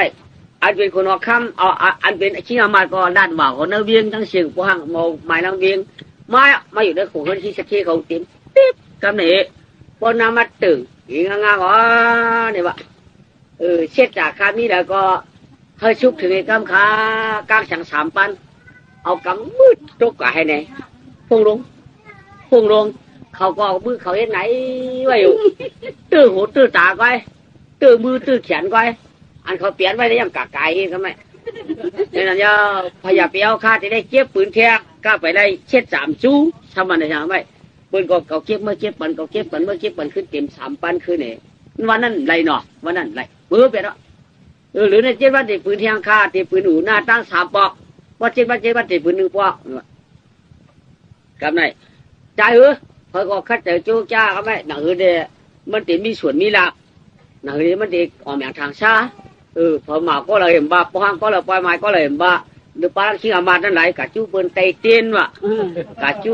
เปิ้นชุกโคอ่ะกะจูเปิ้นถ่องอ้างว่ะคือการเสียงหน้าพอมาชั่วมือเขากับนายพวกวันชนสามมันยาติดถือก็ได้ในเรื่องอะไรนั่นน่ะนั่งสบายโอ้ในบ้านเนาะการเสียงเขาเนี่ยเขาปืนตัวเท่าก็ตัดเอชุบมือปืนก็มันชุบเนาะก็กับพวกเดียวใจกับว่าเต้ก็สำคัญเลยปีตุกตาเหินเขาเนี่ยก็กับมันจำกับที่มูเนี่ยก้อยกูวันมันสำเอากับมันเอามือมาเปลี่ยนในพอก็กับมือเดียวในก็เตะถือเนาะเหอะพอไรปีตุกตาเขาเนี่ยเขาตีลาดปันมันนี่เลยว่าฮะว่าหูชมหูเสียบกันเนี่ยฮะหูนอกหูนักกันเนี่ยตามได้เต็มนิ้วเขาเห็นไหมถือมาตาวันหนึ่งเนี่ยมือพวกเด็กปืนโคมือพวกก็เด็กปืนโคเอามือเด็กเทียง2 วันเด็กปืนเทียเด็กปืนก็เด็กปืนหลักจบกลางเสียงยังโคยนั่นเทียเนี่ยตุ๊กตามาบัดโว้ขึ้นมาหน้าชัดเที่ยมีเงินว่ะปีนี่ว่ะนี่เนาะกูเขาเดมาพี่เบิร์ดเดมาสมมติเขาเกิดมาพี่ว่าหมอผู้หายหมอเอากายหายกับหมอเอามาหายด้วยหมอมือคือเขาขาดเด็กปืนกลางเสียงเทียงรู้ปืนก็ปืนใช้ปืนเถื่อนก็ปืนเถื่อนนางสะเทียนี่เนาะก็กะเขาปัญญาปีนี่เขามาพูดนี่ว่าเมื่อพวกไอ้วัวตัวหนึ่งปีเอามัดฉงไว้เอามัดวัวเอาวัวตัวนั้นมัดฉงไว้เลยพอมาห้ามคำนิดนึงพอมาห้ามคำนิดเขาขาดูกับช็อกวัวเลยว่าเขาตีปัญญาปีเอาเมียวหนึ่งเดี๋ยวว่าผูกบ้ากันไหนตุ๊กตาก็วัวตัววัวแก่หนาในแช่หนาวมัดเฉิงไว้ผมมาฉงไว้เนี่ยก็พอมาก็ไม่ไอ้ตุ๊กตาก็เป็นหูที่หูจริงเมื่อไรคิดจะเท่หน่อยพอขายว่ะเมื่อในวัวตัวนั้นให้น่ะข้าเก่าแล้วก็หูเนี่ยเอาหายไก่ยืมหูใครเนี่ยว่าตัวอะไรหายเนี่ยว่าตัวนี้เข้มหนักเขาวัวอาจเป็นวัวต่างก็เป็นวัวหน้ามันกะจ่ายเปิ้นเขาเนี่ยว่าหาดูเลยนั่นมันเป็นวัวที่ว่านั่นกาชื่อเยอะแล้วใจอีนะกะจอมชอกดูเนี่ยว่ากะจอมหามาอะไรกะดูอีนะกะไว้ปอไหนก็ไม่ต้องว่าโดนลำบากเขาเนี่ยก็กะกับเจ้าเย็นบัดบัวไว้ไหมเนี่ยว่านั่งสถิตใครบ้านเจ้าล่ะจริงว่าเจ้าบัดบัวไว้เขาในโปรชุดจะมาจอมในเฮ็ดเนี่ยว่าในเตี้ยก็เปิดว่าก้าวทุบเปิดว่าลองถูก2 ตั้งมาล้างหมักมงกันวันขยาวปีก็ไก่ดูเจอปีเอาเขาโจมาอยู่เลยเขาคาชิบเจ็ดโจมาอยู่แล้วเขาหน้าตั้ง7 ปีได้บัวก็แก่มากก็หลีควายก็แผลในดูเจอปีเอาเขาหนังหือปีเอาเขาก็จะเลยเป็นลูกเขยชัดเจนใครมาปั่นอาจับอาหยานปีเอาเขาใครมาปั่นอาจับอาหยานปีเอาเขาปั่นอาจับอาหยานชื่อนาสถีก็กับว่าปีเอาเขาเนี่ยแค่แม่ตายินหักยินเปียงเนี่ยทำใครเป็นลูกเขยชัดเจนเนี่ยน้องเตี๋ยวกลางเสียงคาในหักไว้ปั่นปีเอาเขาพวกเข้ากลางวันเตียงชื่อหรือหูน่ะหยิบเงาวันไหนปีเอากลางเสียงเนี่ยตื้อมือเด็ดเดี่ยนหลงมือกำเหลียวพอกหลงมือเจ้าจิ๋วเนื้อเวียงกำเหลียวเลยเนี่ยเมื่อได้2 มังกรคึกปีเขาป้อปีเขาเกี่ยวป้อปิ่มเกี่ยวก็จังหวะคณะดูครับค้างกลางเสียงคันน้องนะอาโลเกี่ยวเต็มมือหลังนั่นเกี่ยวเต็มมือหลังพี่ใครว่าเต็มมือหลังเต็มมือกว่าน่ะเต็มมือเป็นด่วนมาเจ๊จะมาอยู่เลยชัวตึ้งดีฮักดีเปียไปกะกำโทเปิดวันนอนแต่อย่ายักเปิดว่านอนเนื้ออย่าขี้เฉยแบบปืนโฮมอย่ายักเปิดนอนเนื้ออย่าขี้เฉยเต็มมือเรียกว่าตัวอย่าเขากำคัดวันเอ็นน้องเอ็นยังชูเจ้าว่าเอ็นน้องเขาจ่องให้ว่านั่งสัตย์เทเนี่ยก็นั่นน่ะว่ามาปัญญากันเช่นนั้นเว้ยอารมณ์จมยุกมุกชุดแขนเปลี่ยนมือชุด2 หลอดหรือจะกลางวันไหนเชื่อว่ากำเหลียวไหนใครถือมือผูกไว้เนี่ยจะได้ใครเขากลางเสียงไว้ขนาดอย่าปีนี้พอใหญ่บอกพออย่าดัดพอพวกกลางวันจริงถือบ้านเนื้อหัวมือผูกไว้เปียวตื้อเดียวฟังมือกำเหลียวหน้าว่าอะไรดัดกันไม่ยาลูกเขาดัดกันมานางก็ปัดลงกะตังเมื่อตังมันเมื่อตังหูหลาว่ามือคือมือไหลมาฮะโว้ดูยิงไหลมาค่ะพ่อมันค่ะคาลูยิงกะตังก้อยค่ะแดมันกลางเลยก่อมคู่ค่ะดูโว้โดนหายรู้เลยนะไอ้รู้เรื่องเขากลางแล้วล่ะมันกะตั้งเลยก่อนคู่ค่ะก็ออกเกินกับมันก็ออกกายแล้ว กะก็ตั้งคณะว่าโวเนี่ยมันยำกินตั้งห่วงเลยข้ากะชอกโปจี้ข้ามหันข้าตูมันก็ไปมาคาได้หรือประมาอยู่เครือจ้องกันกว่ากะข้าก็ตั้งเอาคณะหาตั้งห่วงข้าอ้อมันหาจ้องข้าเดี๋ยวมันกัดตั้งมันข้าอ้อไอ้นั่นมันเดี๋ยววูหายไปเจ้มาคือเจ้ถ้าคือกะจ้องกันมันดีบ่ดีใช่กะข้ารู้พ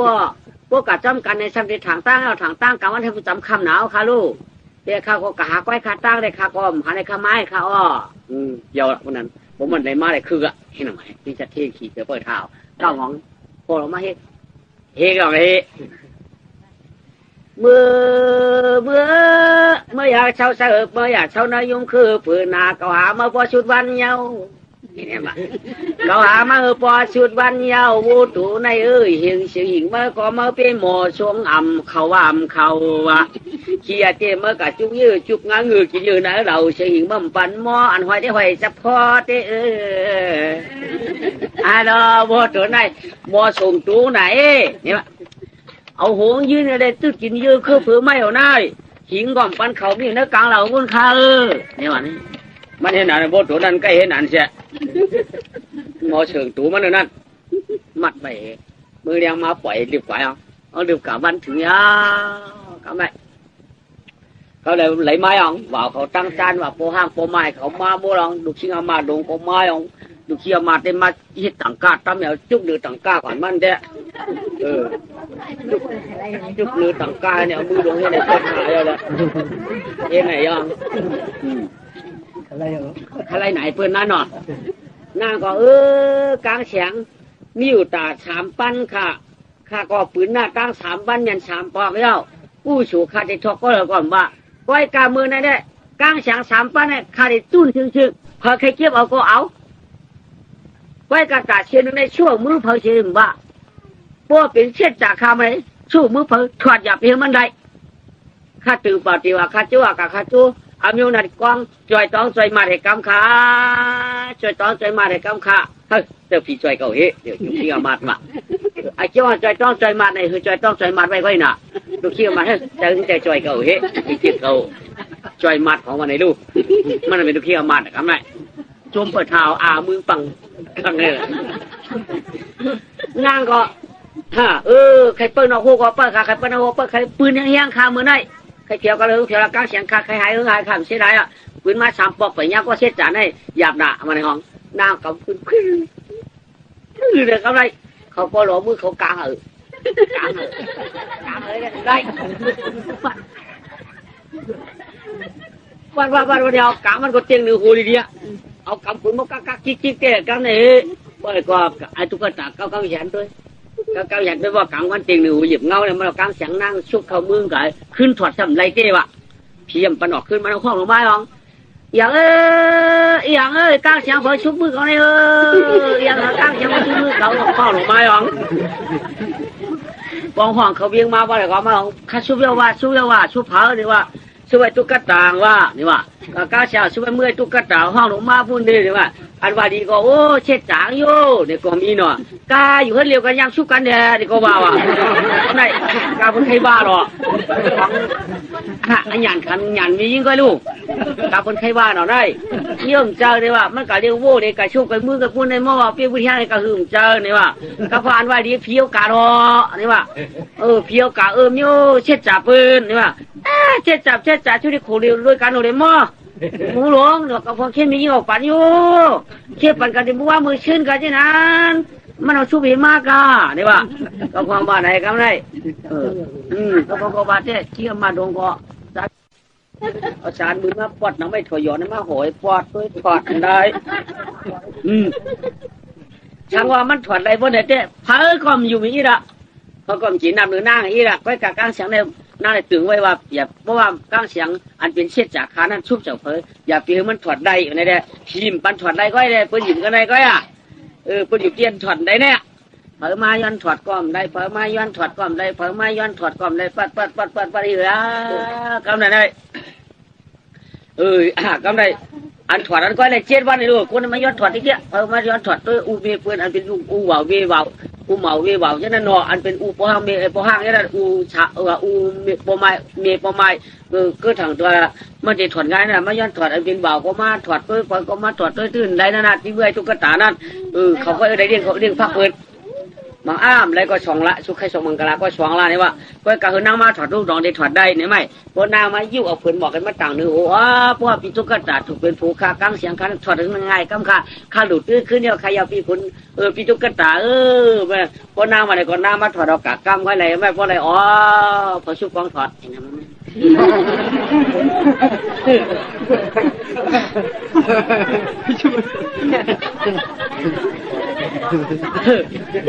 ก็ในตากให้ว่าดีมันหนึ่งกับมีแล้วเนาะพอชุดกองถอดพอกวดกองพระอย่างนี้เด้เอาสุวรรณให้สองก็สองปัดสองมังกรกันได้สองอย่างกะยะคือสองมังกรกันยะกำในขาดได้ฮักกันเตี้ยว่าไอ้เจ้ากันยังวุ่นกายกำในเจ้าพูดการเนี่ยว่าปูกายกล่อมกันเลี้ยงเอาจ้างมากกล่อมกันเลี้ยงเอาเนาะคิงเอามาได้ก้อยอยู่ก้อยเจิมชะก้อยอยู่ก้อยเจิมชะก้อยอยู่ก้อยเจิมชะกำอาตินี่เนาะไอ้ตุ๊กตาในมือจ้างเป็นลูกเลี้ยงมาเตียงเป็นลูกป่วยมือจ้างยืนเป็นเปียกยืนคือยืนเป็นป่วยมือเหลียวในก็เจ๊หือชัมพอแล้วมันตายก็ลุงอยากหือไอ้ตุ๊กตาในตายน่ะหือมันเตะตายนั่นก็เตียงอย่างเปียกเอาก่อนก็ได้การจู้เป็นเฮ็ดอาตาเฉปูมันก่อนก็ได้การจู้เป็นวังเจริมเฉปูมันก่อนบอกเอาผีเสมอไปเหี่ยวเพียวบัดปันเขาก่อนมันเปลี่ยน เพราะว่าไอ้ตุ๊กตาเนี่ยมันตายเนี่ยก็เต็มแล้วน้ำโมปตุมาเนี่ยมันต้องก็หาเสียก็เสียนั่นสมิธเอามันก็เอาในกรรมนี่มันรับเสียดีกว่าเอาเฮ็ดวันลอกไก่เนี่ยเฮ็ดเฮ็ดไอ้ตุ๊กตาลูกเขยสัตว์เท่ใจมาก็กลับไปกวันมาเฮ้มือพวกกังไอ้เบิ้นไว้ไอ้ตุ๊กตาว่าไก่เลี้ยงโบสามว่ากันชุบกันเลยเฮ็ดปัญหาตายดูก็ยังก็เต็มเลยชาวก็เลยมีไม้ก็ริวเบี้ยเลยเลี้ยงผีป่าเหี่ยวเลี้ยงสำเมืองไว้เลยเลี้ยงผีเดินปลูกไว้เลยจูมือปล่อยเงินเขานั่นไม่จะกำกวางเขาได้ไม่ต้องผีได้เขาได้เอาเขาแต่มันกว่าเลี้ยงผีป่าเหี่ยวผีเดินปลูกผีสำเมืองโจกว่าเอาการปล่อยขึ้นชี้ชัดเจนว่าปล่อยเอาดินที่นั่นคุกเขาขึ้นปืนกะพอมันขึ้นมาผีสมาจอมันเองเห็นที่ไหมแล้วเจ็ดแบบคำบอกหังกำไรเพียงปลุกกันว่าเนี่ยว่าขั้นกะขั้นมาจอมลูกชิงอามาตเนี่ยว่ากำไรพอมาจูเขาหลักมันการให้ได้พอมาจูใหญ่กัดจอมมันเทียงมันก็มาคำมาห้องจูเขาเอามาพี่เดินบอกมาพี่เสมอมาพี่ไปหิวห้ามการัวมาเด้อนี่ว่าเขาเรียกชัวรู้เรียกเขากัดจอมเจ้าพระเจ้ามาก็มาจอมเจ้าที่เที่ยวส่งกับเฮ็ดจีเบือนน่ะที่เฮ็ดละ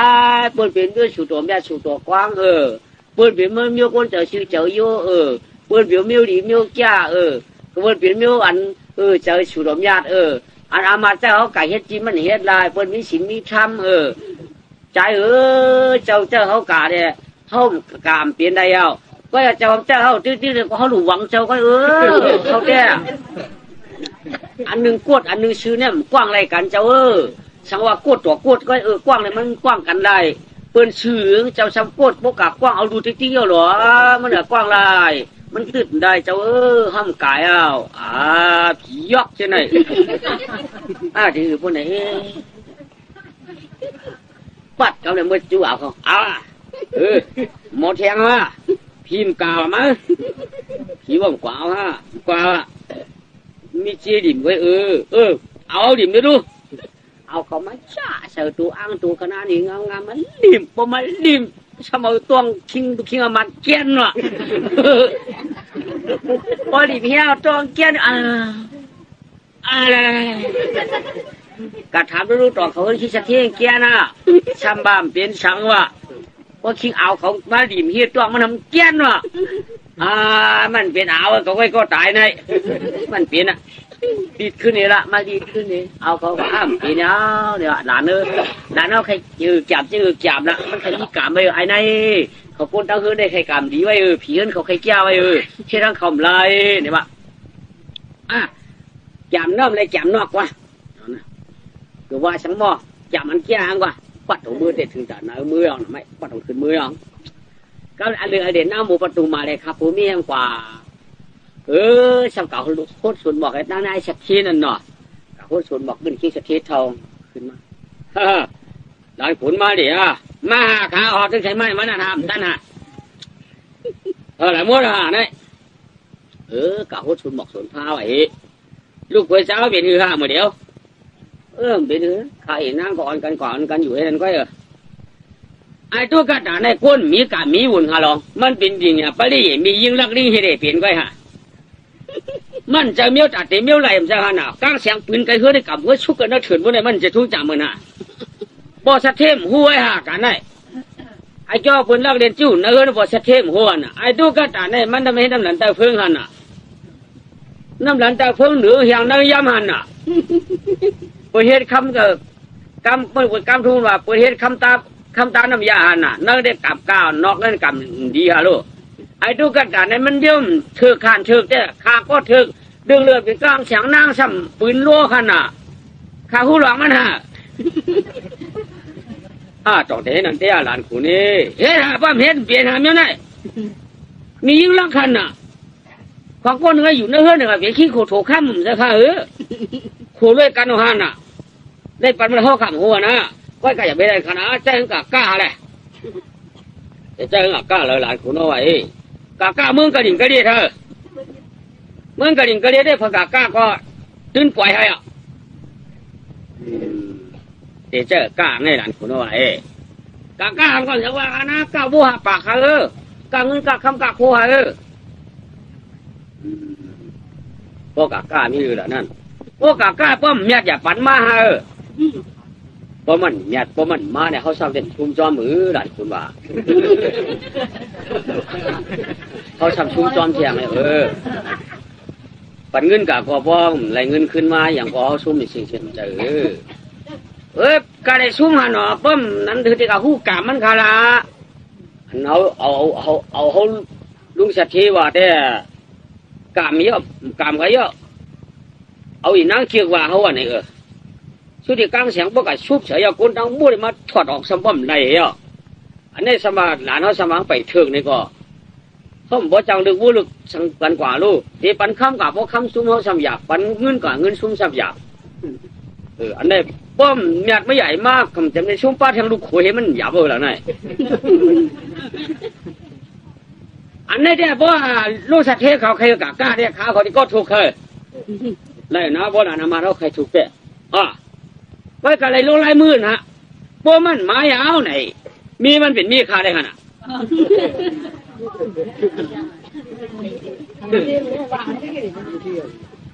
มีมันเห็นมีคาบ่หลานคนละวันนั้นก็จะเปียนางก็ซ้ำพอไหนไอ้ตุ๊กตาก็ซ้ำพอไหนได้ไรไว้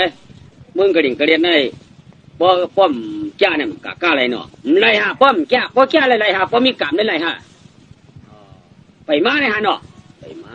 โอ้นั่นมาหนึ่งมาเนี่ยว่าอีนางมาไอ้ได้ไปอันขึ้นมาขึ้นมาเหมือนได้เปียมันมาเดี๋ยวค่ะเนาะมาเดี๋ยวเหมือนได้เฮียงหายหรือยังมาเดี๋ยวค่ะล่ะมายินข่าวว่ามีหมาหลงลูกมีขาหลงเปียมามีหมาก็อยู่มีคนเจ็ดคนเขมีคนเจ็ดคนเขก็มือหันไปตานค่ะลูกสองเจ้ามามจะเป็นก้นขนังปีเหรอรู้อะไรเหรอคิดว่าหมามาได้ก็เปิดสังอาจารย์ชื่อค่ะ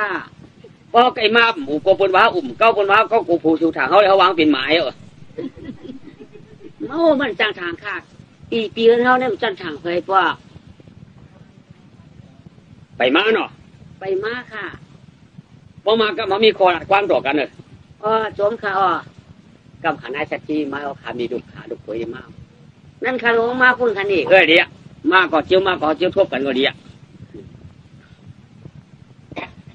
อะไรมาข้าวเขาหวาโคตรสวนบอกสวนฟ้ามาค่ะจะเปียมัด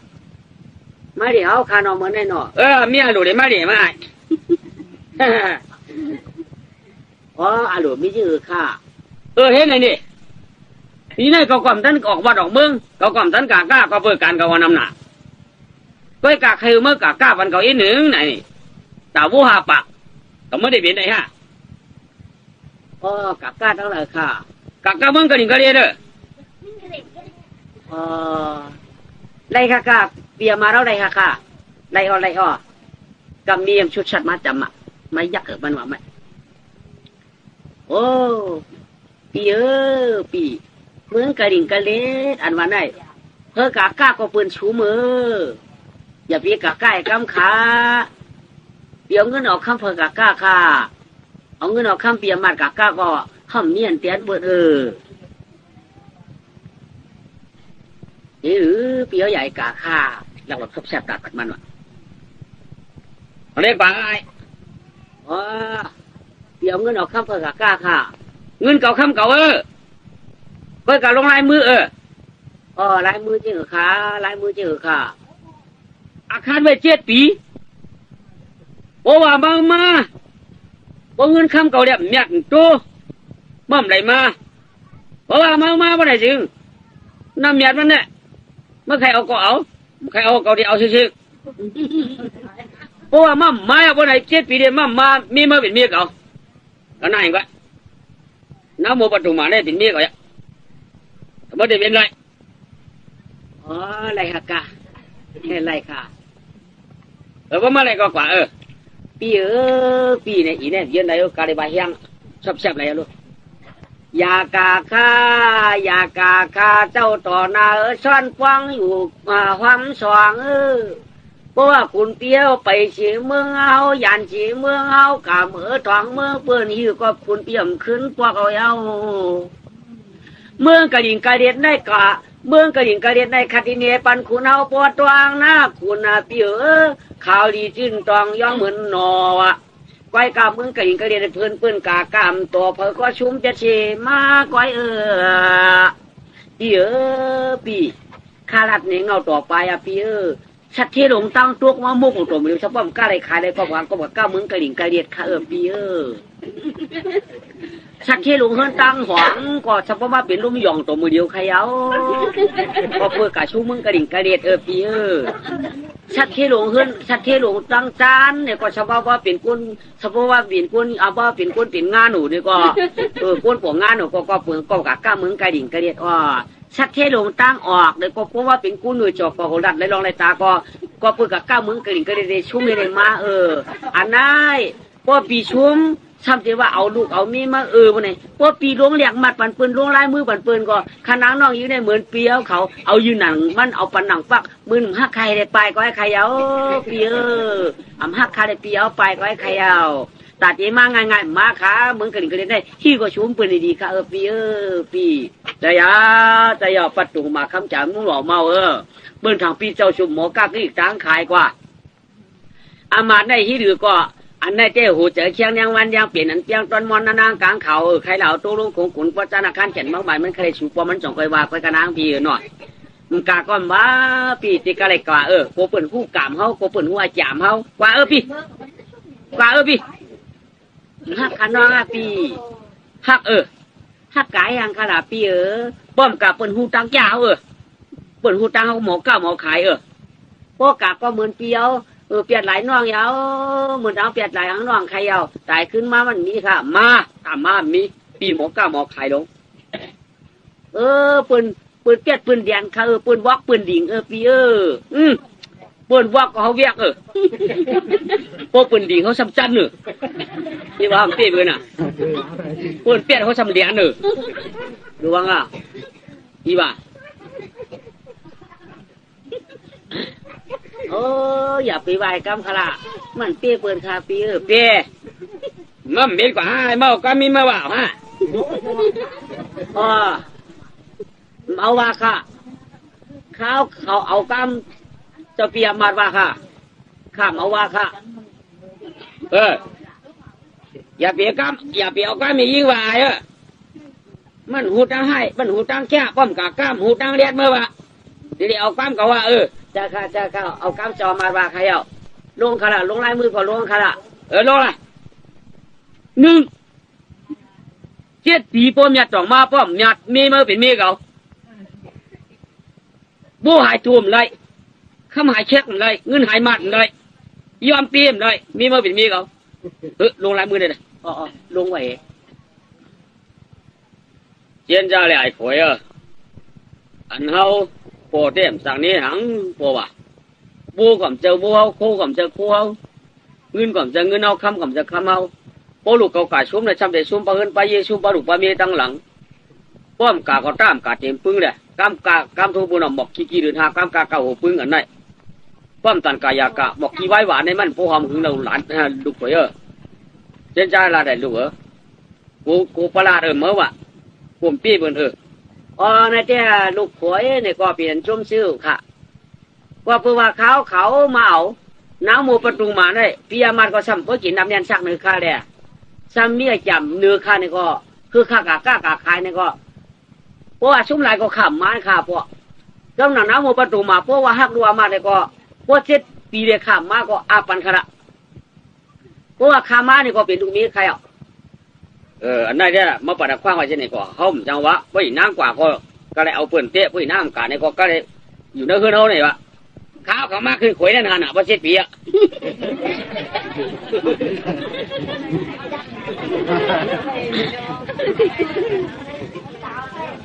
ผมว่าเมื่อคืนเขาขาวเลยมาคืนเขาไหนฮะ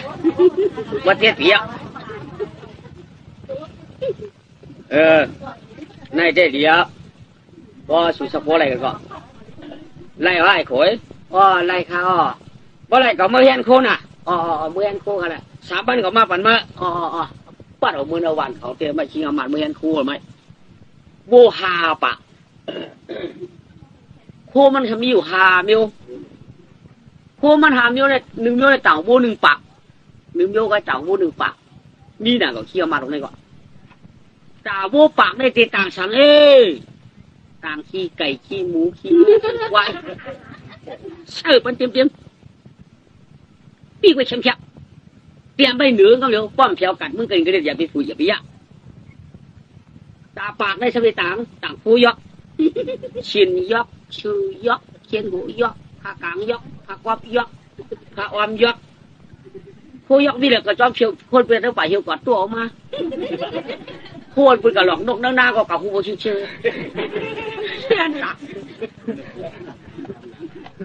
ตาโวปากนี่2 มิลน่ะตาโวปากก็ได้ต่างผักโมยกผักหวานยกอย่างยกยกปอกวางกากยกกากฮักปอกพักเดียว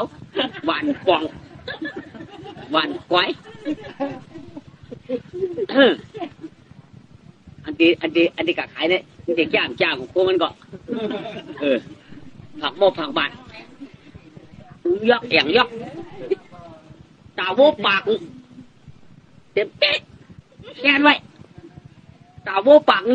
3 ปากก็หือตาโวปากทำเดต่างมาหินต่างหัวมีมือจริงกล้วยเป็นบักใช่อะไรมาหินนั่นแหละไปแต้มเหมือนเนื้อว่าต่างแสงว่าไหนวะก็อยากเก็บเอามาหินนั่นด้วยเต็มเป๊ะตาโวปากนั่นแหละพวกมันคือเปี้ยเนาะสีปากเอาหน่ะตาโวปากได้ต่างขี้ก้นกะขึ้นนั่นแหละอีกมาใส่ในตึกไว้ไว้ต่างไว้ขี้หนังขี้เอามาใส่มดขี้ก้นได้นอนแล้วกูยาวๆตีตึกสดโซ่ไว้เตรียมใส่เนื้อว่าตีตึกคำป้อมแถวนั้นกัดมึงกระดิ่งกระเดียดพุ้ยเห็นไหนก็เดี๋ยวอย่าเทกันนะบัวมันหาปากไอ้สมาววนแก่รถวนแก่ไหนไปต่างเฮ็ดพวกไปพื้นเฮ็ดพวกบัวแก่พวกกะตั้งหลังปีกบัวตั้งหน้าโตบัวอยู่หิมขาสำรวมเสือบัวจะไหนก็บัวแก่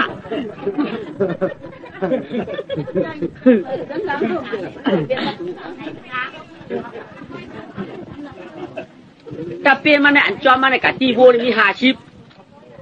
ไปบังลูกขี้งมาลงเนี่ยกว่าเขากะตีโว5 ชิปในตีเด็กกำตัว trước lên trường đằng trước cái phóng mặt không cái phóng mặt không cái phóng mặt tín là ông tàng sợi quăng xoa cuống tốt sợi sải toang quăng điện cuống đụt tốt tao hố sợi sải hàng quăng điện cuống tốt sợi sải ốc chèn tàng sợiเขาทำบ้านสามบ้านในดูวัวหาปากมันเสือวัวนั่นลูกมันจอกตีในต่างแล้วนั่นอ่ะวัวสามทับทับเนื้อวัวหลำทับกลางวัวเหลียงทับน้องวัวลายทับเนื้ออันหลำนั่นเป็นอย่างขี้มันทับกลางอันเหลียงเป็นเนื้อทับน้องอันลายเป็นขนมันวัวสามทับอ่ะเนี่ยอ่ะ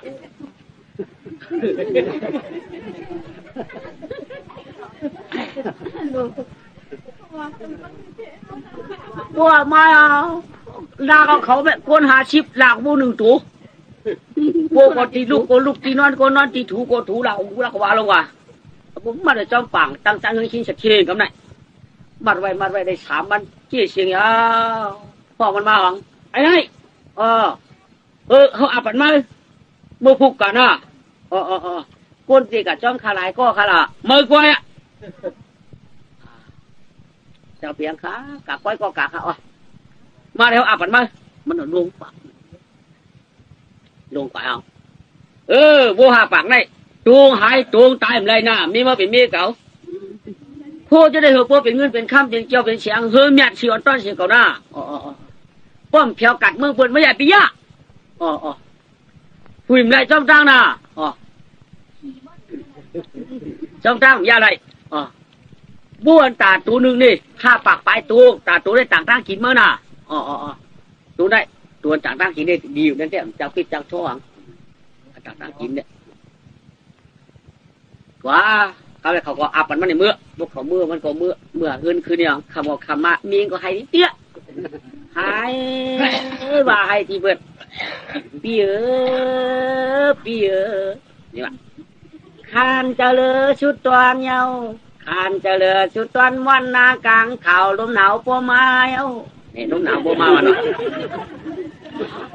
รวมหนาวพอมาสู่ยังกากวายานตะกากวายานให้ก็เปื่อเขาขยินผ่านจามใจเนื้อปีวันไงก็เจอเด็กนี้ก็เก่าน้อยยังแค่จับหนาวยินก็เปียวปีพอสู่กาตั้งนานในที่หือกดตั้งหลังในหามเหนียวปีตามาโดเต็มมาเอานักขนังน้องมือต่ำน้ำพริกมือกะมืออยู่มือกี่เดือนเขามีใครเอาเขามาอยู่โดยเขาก็เขาคำเกี่ยวขาปีในเต็มใจอยู่น้องปีเด็กกะแลกายนักกันเนี่ยลูกว่าชูฮักเขาก็เปิ้ลเขาหลักอะว่าชูฮักเขาก็จะมานะฮักกันแล้วก็ไล่ชูก็ใจลงแดกมันลงไล่มือเป็นปืนนี่อย่างละอันนี้ที่กะก้าชมกะก็เหลียวก้อยวู้เดินจัดทีอ่ำหงอ่ำหายมันมีปี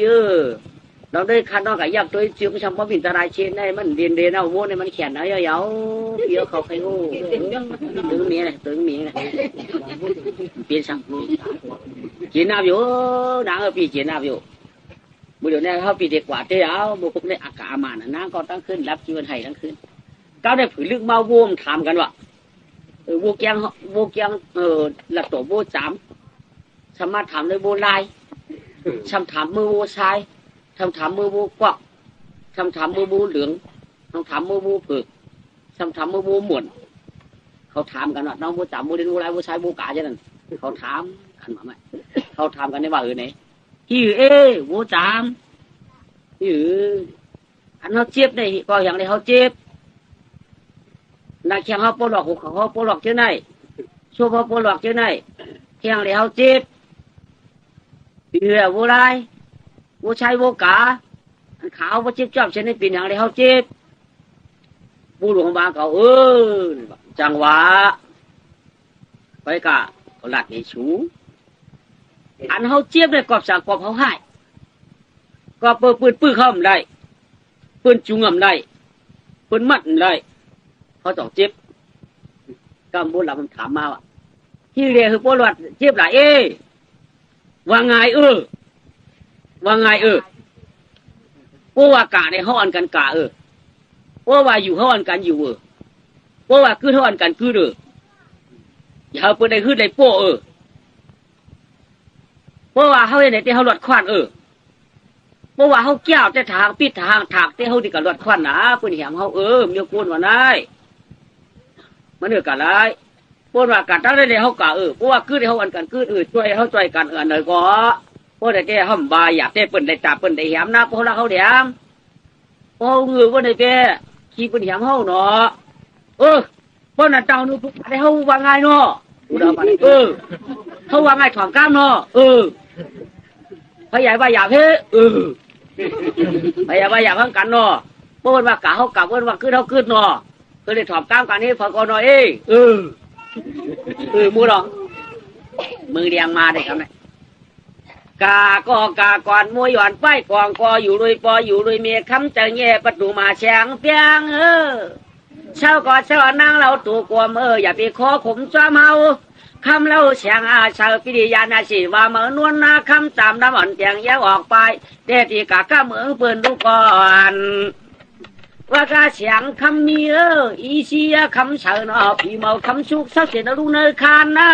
จีหึงน่าจะปีรวมปอชุมปิ่มมาป้อมชุมปีเดมานะ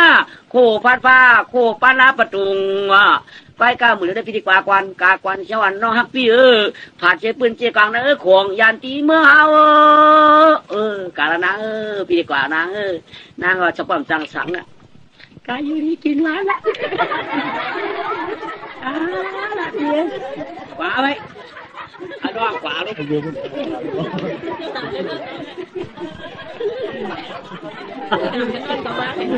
ลงมาหรือบอกลงมาเมียเจ๊ไปเขามือนอนไปแล้วอะมือนอนมุกผ่าเยอะจะดำกอมจะเชี่ยได้ผูมันน่ะนะตาตีมามันเมียวน่ะตาตีมามันมีลูกผู้มือกระดิ่งกระเดียดเปิดแก้วลูกหน่อยป้องเจ้ากับเชียวเนี่ยเฮ้ยบัวจะได้ลูกอะไรก็จะพูกลูกไว้ไว้น่ะแล้วก็ลูกหมดพอลูกหมดมันจะพูดเอาเชือกเลยมันต่างมันหลังเขายังงำเลยว่ามื่อเดี๋ยวนี้ชุดที่ได้ถองก้ามเก่าเอากันเปลี่ยนกันนางคือได้เขาพอดีเชียวตอนสีเก่าแต่นั้นเราก็ใหญ่ผัดกันพอหันตัวก็หันตั้งหาปากไปโบอยากหาโคโต้หายเชี่ยถึงเชี่ยคือหูมือกลุ่มหูมาอย่าไปขูดหน้าใหญ่ถังหน้าห่วยกะชื่อตามาชื่อจินอ่อนกันกินอ่อนกันอยู่อ่อนกันเก่าอ่อนกันไปข้าวตาก่อนมันไก่น่ะเบื้องกระดิ่งกระเดียดว่าชูให้หูก็เดี๋ยวก้อยชูเป็นห้าปากไปตัวชูอ่อนหัวเกาตีอ่อนกุนชูอ่อนหัวเกากว่าอันไหนมันเลยต้นคนนี่แหละนี่ก็เลยไม่รู้ใส่ก้อยกะพวกกว่าใช่ชูกากใช่พวกกว่าขวาชูกากขวาพวกกว่าใช่ชูกากใช่อย่าไปให้ตัวเลยทีมว่าถอดก้ามเขาว่าห้องเงินกว่ารู้ผลเฮ็ดปัญหาสิ่งเขาลองสั่งสิ่งผลเจ็ดจุฮัดเฮ็ดปัญหาหมดงูกวงหลงมันก็ชูใหญ่ๆสิ่งเมื่อก็เมื่อการตั้งไว้แหละก่อนเป็นยางอะไรมั้งสองผักข้างผักเฟี้ยมันก็ไหนเขาวิ่งมาเลยเจ้าเอาลูกมูหลงก็ออกกอดเท่ไหมสิ่งเขาลองหลงปล่อยงามอันกว่าอันตั้งหิครองได้มีตัวหนึ่งตัวหิครองได้มีหิครองได้ตามอย่างตัวหนึ่งตัวตั้งนั้นอันตั้งมีตัวหนึ่งโบกงหลงหรือโบตังไอเป็นหิครองได้ตามคนตัวการตั้งแต่ตัวหนึ่งสัมตามกลางคัดกลางมันหิครองลูกหนึ่งหิครองเชิงลูกเขาไฟปันหิคืออะไรตายสัมหิที่ต้องก็อุ้นน้ำไฟลงไปอ๋องเร็วโจทย์แตกกันไงพวกก็พี่ว่าไงถอดการมันเจ้าพอหลอกวิ่งไหวอ่ะต่า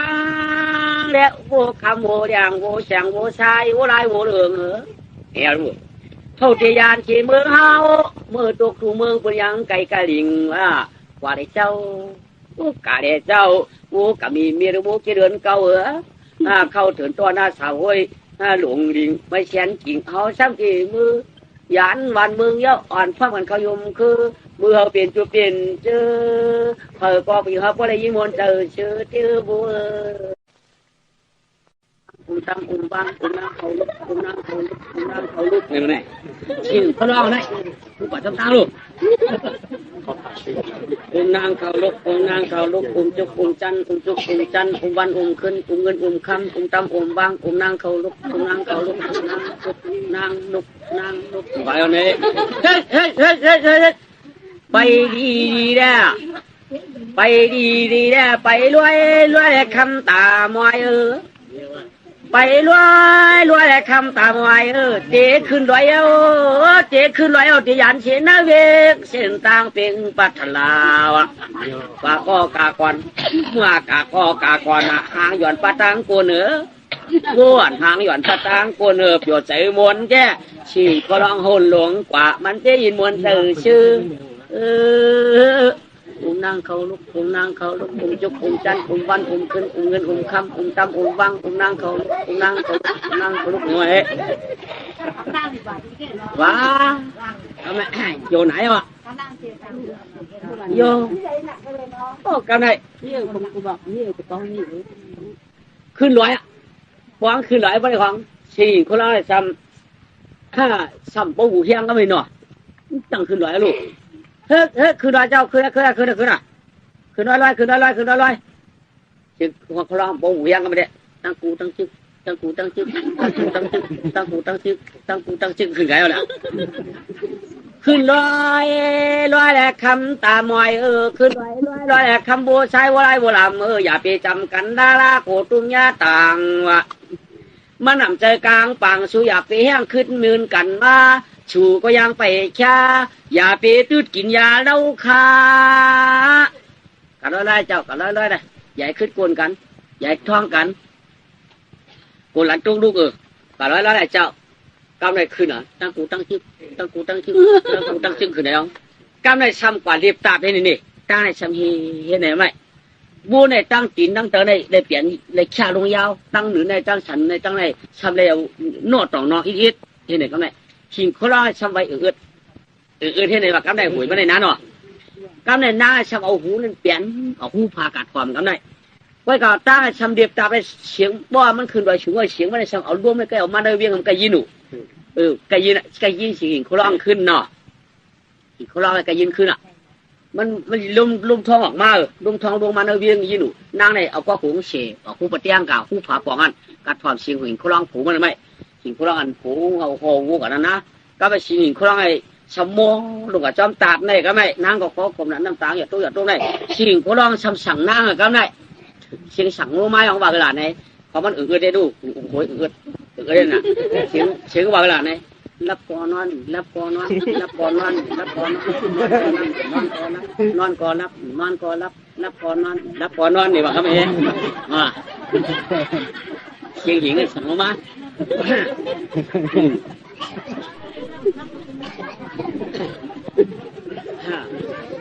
มันว่าเวลาเนี่ยกลายเอาที่ใครวันไหนกันรับก่อนนอนละรับก่อนนอนละนางนี่ว่าที่มาในการนอนไปการนั่งในบ้านว่างกับนอนก่อนรับละนอนก็ฉูรับละนอนก็รับก็ฉูนอนละรับก็ฉูนอนละที่วันไหนกว่าไปถึงเขาลองสั่งลงมารับก่อนนอนนอนก่อนรับนอนก่อนรับรับก่อนนอนรับก่อนนอนนี่ว่าเฮ้กาลีได้อย่าไปชี้ยุ่มคือนะอย่าไปชี้ยุ่มคือในมุกจุ่มจิ๋วต่างกาลอยเลยมันเดียบตาเบอมันกลับหวยมันกลับหวยไปดิ่งด้วยอำเภอจอมปังสู่ก้อยไปชวาตัวย่างกินตำไปเดวคำไปเดวชายไปเดวลายว้ากำไรว่าเสียงยินเป็นกำเอาไว้นอนก่อนรับก่อนได้เสียงยินว่าก็เป็นลุงหลอยป้องลุงหลอยได้ปานางปุงย่างปานหลังทำยองทำรอยย่อขากำไรสิ่งกูร้องทำเบียนเนี่ยไหมสิ่งกูร้องเบียนไม่กองกินฟองดูฟองร้องฟองกินฟองดูฟองร้องฟองไว้เอาเองกินฟองดูฟองร้องฟองกินฟองดูฟองร้องฟองรู้ไหวเอาลุงลอยแหลกคำบูลำอย่าปีมือจำบูลายนะลุงลอยแหลกคำบูลายอย่าปีมือจำคนผู้ชายก็เปิดตังเก็บนาลุงลอยเลยเจ้า ลุงลอยแหล่เจ้าเช่นต่างกะมันช้ำจำที่หูหูหางปะลงลอยหลปะปูนยากับเพียวปังเรือก็ไม่กับเพียวจีนเป็นปูนวูกูปอกก็ไม่มาเลยมาไผ่ตัวเลยโอ้โหสูมายุกต่างเลยดูก็เลยตัวเลยตัวมาตัวกำตัวมาตัวโอ้โหเขาฉอดต่างยุกวางแล้วเนี่ยไม่เอามันจะเต็มเลยพูดหยาบนะรถสายอกสายหางรถสายต้องสายกลางก็ทำไงกองสองตัวโอ้โหยองใจริ้วล่ะยองคือชาตุกะหากินเยอะกินน้ำสูเลยพวกเขาห้องเลยสูมาเดี๋ยวนะปัดโอกาสกินเยอะกินน้ำคอยพวกกินอิ่มแล้วกินตีอิ่มแล้วเนี่ยเตรียมปุ๋มเนี่ยก็นอนต่างแดดต่างข้างในเอาฝั่งมันเพราะว่ากลางวันหนักเกินมากว่าเที่ยงข้าวมาเลยมันจะมาห่างต่างห่างหมอนยามาไผ่ตัวเอาหูสูมาชวดเลยโอ้ก็มาชวดยุกจ้าเลยก็ใจมาใจเขาลืมออกไม่ลืมออกเปล่าก็ได้ห้องตัวดื้อดังห้องไอ้ห้องเน้นขี้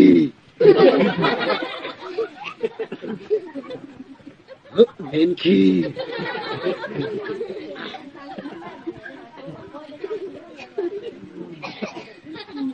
ก้าวส่วนการตามันยินเสียวลูกของเสียมั่งหลังเนี่ยก้าวส่วนตาห้องโอ้วายโยตัวอยู่คือกลางห้องว้า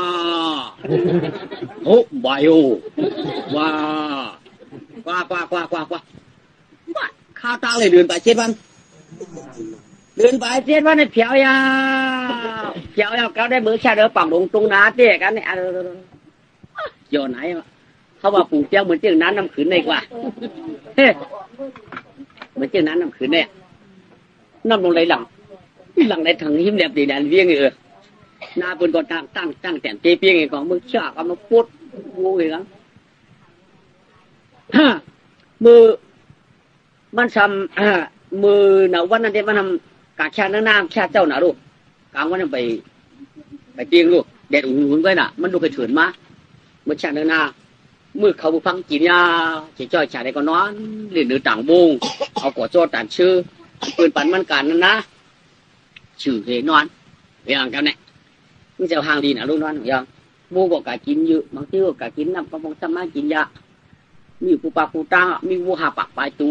ของเดียงเชียงก็มุนกำเชียงขัดวัวปีอุ่นคุณดันกันเนี่ยเนาะกำได้กลางวันหัดเตียงมาบ่ได้ของสาวเขาเนื้อเวียงมึงกระดิ่งมาเก็บผักกีนาว่ะกำไหนมาเก็บผักหนอกว่ะออกมาสาวจะกะสาวหลายออกมากะเปลี่ยนนางนวลนางมนนางยังนางเลี้ยงเขาออกไปแล้วมาอยู่จังนางมวยนางหอมนางหยอมนางปีเขา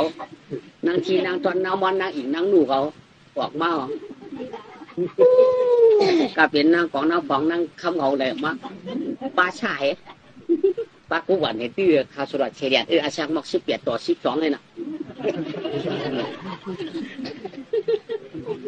ตามุนต่างฟองออกมาแล้วหรือลูกคำฟองก็เป็นสาวคำพองก็เฮ็ดสาวไม่จานเป็นสาวก็น้ำจานเฮ็ดสาวก็น้ำเป็นสาวในเฮ็ดสาวในมันเหมือนกันหรือลูกอันเป็นสาวในอาศักปืนใดเดปืนเป็นสาวลูก17 18 10ก็เป็นสาวลูกอันเฮ็ดสาวในอาศัก14 15ก็ไปตันมีนมเอาเพียรเย็ดเชในเฮ็ดสาวใครเฮ็ดสาวน่ะใครห่างเกินใครเจาะหูเอาแขนเย็นเฮ็ดนุ่มเอากันไหนมันดูดีต่างกันดีแขนยอกเย็นเอาเลยมันไผ่พวกไผ่เยอะไผ่เรียกเนาะนุ่มก็เดี๋ยวม้วนเหมือนเปิดเป็นเช้าแคบปุ๊บเองปุ๊บเองออกมาเขาเช็ดเช้าอันนั้นแหละหน้าเขาไปตั้นเขามูลเต้าลูกอันนี้เช้าแต่อันเป็นเช้าเนี่ยเป็นต้นเขาก้อยมันเนี่ยออกมาลูกเราได้ชินเขาพวกของเชียวออกมาลูกไม่วะมาลูกเขามาเนื้อเลยโอ้ พี่น้องคนกล้ากันเลยนั่นเอ้เนี่ยว่าโวหนังจ้าคนเนี่ยมีหันเพอเนี่ยเขาตัวขึ้นหันอารวงมีหรือต่างโวกันไหนอ๋อพี่น้องสาวมีก็เดี๋ยวก้อยเนี่ยว่าเราเตยโวนำได้โวกับอาภัยเหรอกินเยอะคุกคัดเขามาเก็บผักกีนาผักกีดอกไปชื่อมันก็เห็นกับพวกไก่เขาว่าหางดีจ้านอเนี่ยว่าหางดีที่นั่นหรือต่างวงรู้คุ้งว่าแค้มแก่แค้มเต็มมาสังเสียเป็นคนเมืองเฮาหน่อยคนเราเหมือนเช่นไหนเต้ไม่ได้เอาเต้ตื่นปันต้องเฮิน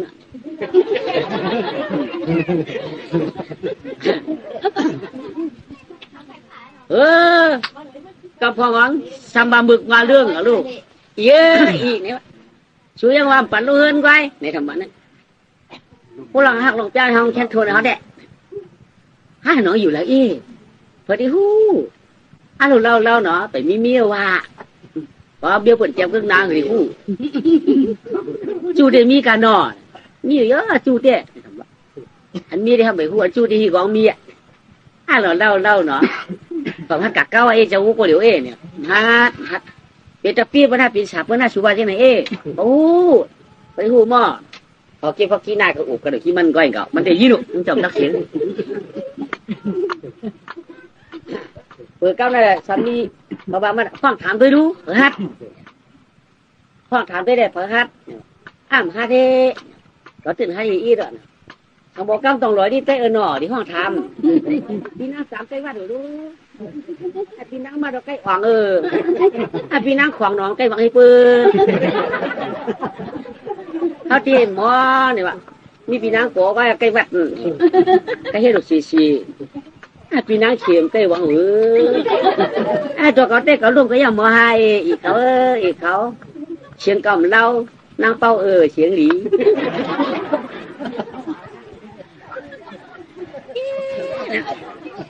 เชียงกับว่าเพื่อรักมอต้องนางฟังหล่อเชียงจ้าน่ะจ้าเชียงนางล่าหล่อดีเขาหูคนพวกอีดูนั่นเขากล่อมใครบังเขากล่อมฮัดบังบะ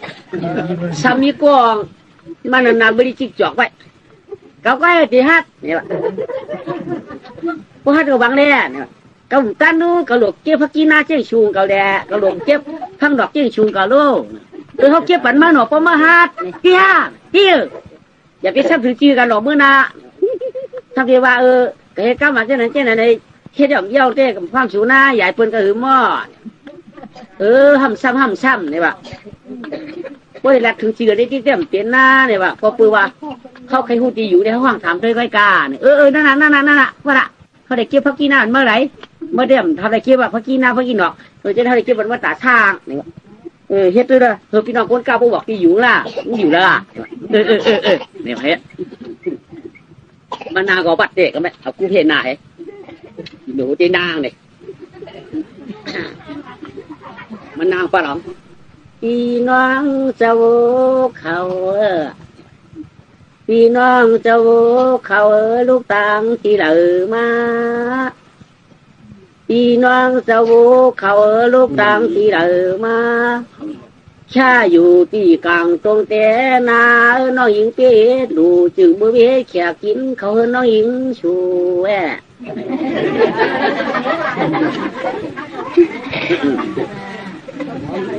พี่น้องเจ้าทุกเมืองไก่ไปต่างหลายๆวันพี่น้องเจ้าเชียงหญิงพี่น้องเจ้าหวนปันขอน้องหญิงที่ขอความ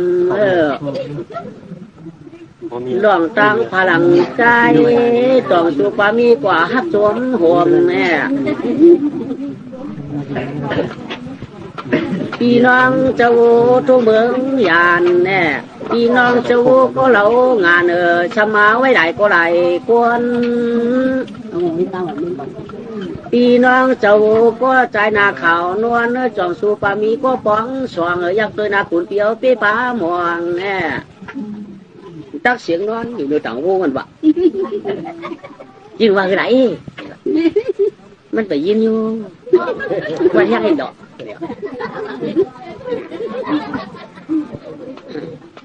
พี่น้องเจ้าก็ควันเหลียวลูกต่างที่เหลือมา แค่อยู่ที่กลางตรงเตนาจึงมือวิเฮ็ดเขียกินน้องจึงมือวิเฮ็ดเขียงกินน้ำน้าตอนขนางน้องหญิงแถมแม่วันละวันละได้คุณพี่เตมือวูผงบุกจุ่มเจอตังกาคุณพี่นี้สั่งเนาะดักเชง ทำไมถึงนี่อ่ะ หลักกรรม ทำบอกไฟนาฬิกา ใจกรรมสมบัติแท้พี่น้องเท่าพี่น้องเจ้าโวหนอพี่น้องเจ้าโวหนอถึงเปียวสามีก็เดี๋ยวไว้วันป่าที่ผู้ต้อยขุนเปียวสามีเลยขุนปีป้านันวันเชอดักเชิงมันมูลกรรมอยู่อีเขาก็ทันว่ามันมูลกรรมมันดีให้กินก้นกล้ามใช่ไหมก็ทันมันมันตีมาเมื่อวานวีลงกับกาเปลี่ยนด้วยล่ะมันเป็นเหือมันเป็นตัวไปบ้องจะดำยังว่าวอยู่บัดยังอ๋องพี่น้องเจ้าทุ่งมังไก่ไปตั้งห้วยไหลกวงเวลาคุณนอนเปียวไปยินไม่ขี่นงแล้วพี่หนาพี่แก่นเฮือเจอนงแล้วจึงน้องยิงพี่ดูทำกายเย้าไหลกำคุณเปียวมีหูมันจักเสียงเขาที่ไหนเราตึกใจเขาว่ากำเขากาลาตัวตัวกลางที่ตัวตัวคือกำมันเขาคิดเขากินน้ำเขากินดอกเขาไรลูกไหลตรงกาเลยไหมปั่นเดียบลงกว่ายิ้มเขาไม่เอาปั่นเดียบบอกมันนอนอยู่เต่าบูกะห้องถามได้เปียวอยู่แล้วค่ะพี่อยู่ในต่างโว้นี่มันได้ถามเรื่องมาอยู่ไรเนี่ยมาอยู่ในต่างโว้ว่ะเปียวลูกหลังมากค่ะพี่ลูกหลังมากนะมันปอกกล้ามเขาหลานให้ เราก็ไม่ดี เปียวอยู่เมืองอะไรค่ะอยู่เมืองไหนมันปอกเขาเยาเปียวเขาเป็นก้นจัดที่แล้วค่ะจัดที่บูจัดที่บูว่ะเป็นบูเมียเป็นบูอยู่ถามตัวดีดูอันในเปียวเขาใหญ่พิษแต่อะไรเนาะเวลาเปียวเป็นบูเมียเปียวก็เป็นบูเด็กเปียวเขาเป็นจัดที่บูค่ะเจ้าก็เมียเต็มเจ้าบูเมียเป็นบูมาเป็นจัดที่บูล่ะจัดที่บูมามัดไว้ที่ว่าที่กูทำจะบูทามหนูเขาเนี่ยเป็นผู้ที่ว่าจัดที่กูทำจะบูทามหนูเป็นจัดที่บูน่ะที่บูมามัดก็ของทำจัดที่เขาหนูจัดที่อย่างที่บูนี่ก็โอ้ยชาวบ้านไหนเองมาหลายก็ค่ะพี่พออ่านเอาแต่อ่านนำก็มีนำพออ่านจีก็มีจีก็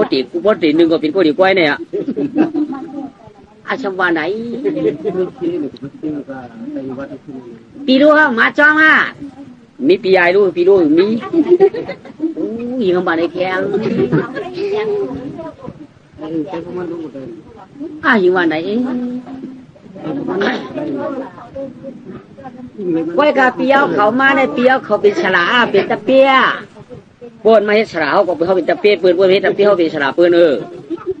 อะไรมันป้องกันเอาเยาเขาเจอในมันป้องกันเยาถามมาคือก็มันตื่นป้องเยาไหน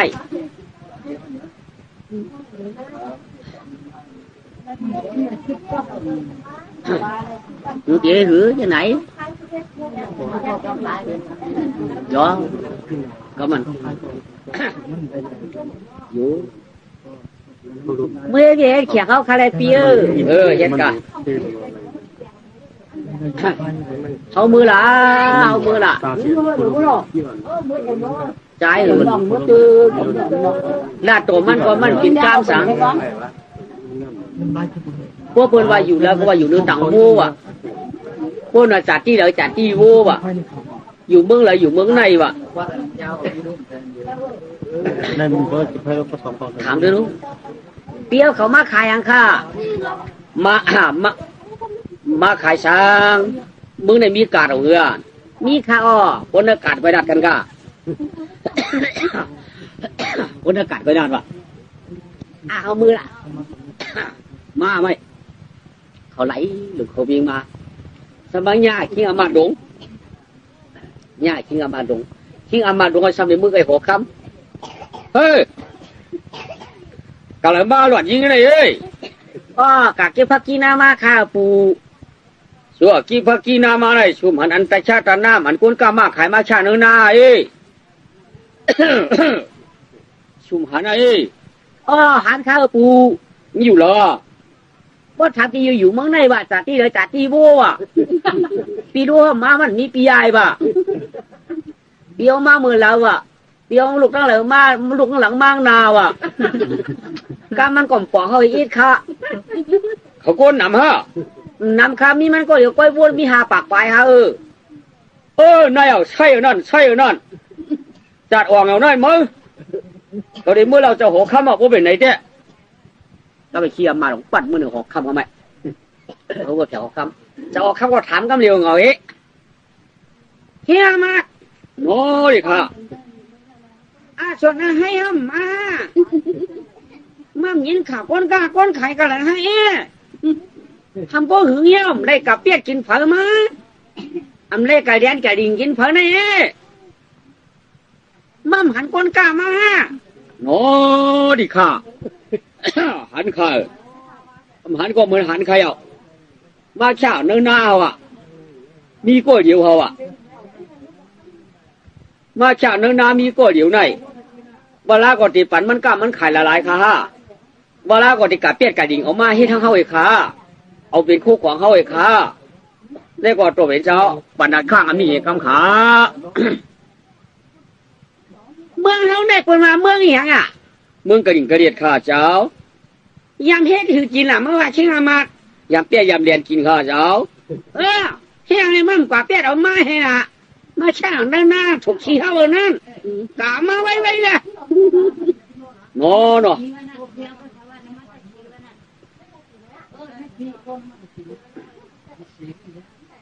ข้าวเขาได้กวาดด้วยเขาพวกนั้น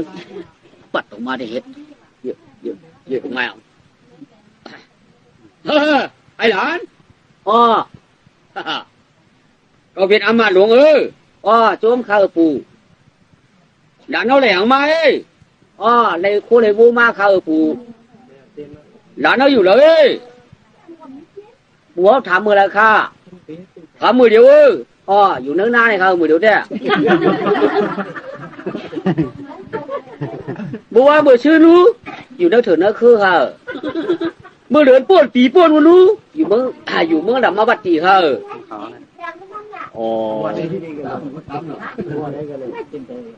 แต่ของมันก็เลยเจ้าไอ้ในมันอยู่เมื่อดำมาบัดตีไว้ผู้ที่อยู่แบบกำไนหลานเขามาได้เป็นลูกอามาล่ะหรือลูกสัตเทียเป็นลูกหอกข้ามาเป็นลูกคนเมียลูกคนผานะ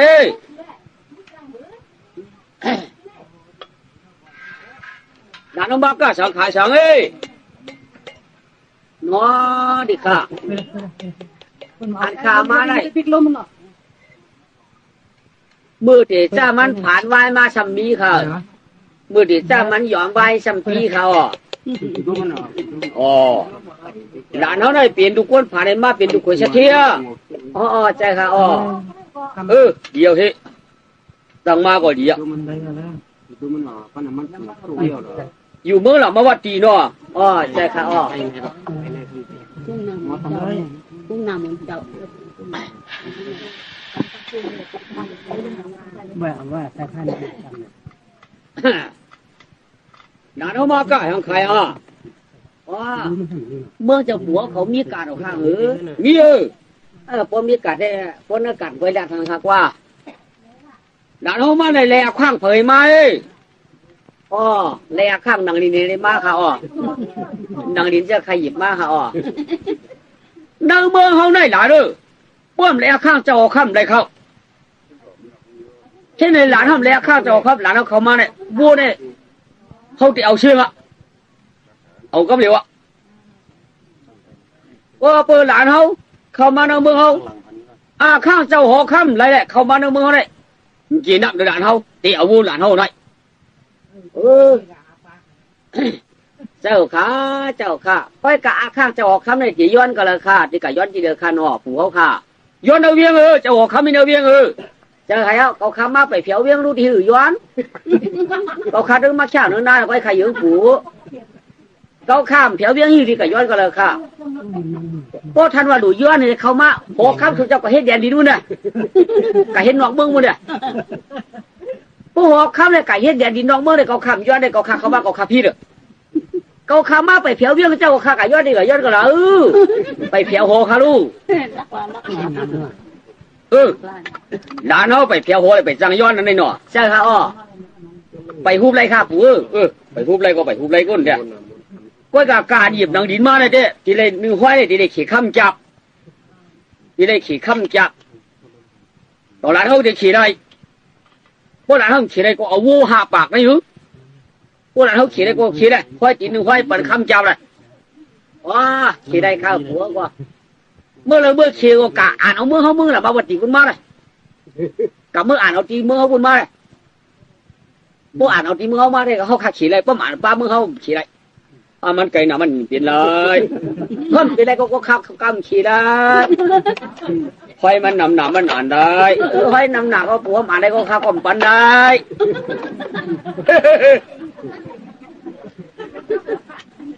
เมื่อก่อนหลานหรือเมื่อก่อนน่ะมาเอาลูกเยอะขึ้นมาอะไรเอาฮะมันอะไรเอาเป็นหรือไม่ใครทำก้อยโน้ดีค่ะไอ้ได้มันหลัดทั้งเอาหยาบไปค่ะเมื่อก่อนว่าเรื่องมาเนี่ยร้านอยู่เลยทำมือเลยทำมือเดียวอยู่มืออยู่เนื้อนาไหนไอ้วะทำมือว่าอยู่เนื้อถึงเนื้อคือข้าถามมือโดนปูนปีปูนมืออยู่มือหลับมาวัดตีไอ้จงมันเป็นก้นหลับมาวัดตีค่ะเจ้าเปลี่ยนดูเผาหลานเนี่ยหลานผาหน้าหลานเดินมาสะเทียมือเรียกเต้ผ่านมาอย่ามามีวะมือเรียกเต้ยอมอย่ามาปีวะพอขวามาไปลูกก้นไผ่ลูกเคยสะเทียวะเจ้าลูกเคยสะเทีย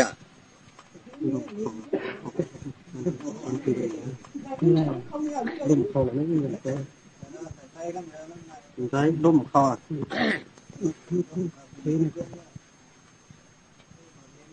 เมื่อนี้เขาเรียกมันตื้นปันว่าเงินได้มันปันว่าเอาข้างมันย้อนที่ไหนโอ้นั่นเขาว่าป้าให้เอาเขาว่าหลานเขาย้อนเอาข้างที่ไหนย้อนก็ไหลวะเลยข้างหนังดีที่มาว่ะพวกมือเขาได้ป้อมแล้วข้างหัวค่ำเลยเขาถ้ามาหัวค่ำสุดจะมีเหล่ามีเนยเวียงเขาข้ามาไปเขียวเวียงรู้เลยว่ะเขาสั่งย้อนก็ไหลพวกท่านว่าใครเขาย้อนเนี่ยเขาไม่หัวค่ำกับเฮดแดนดินบุญเดชมาในก่อนเขา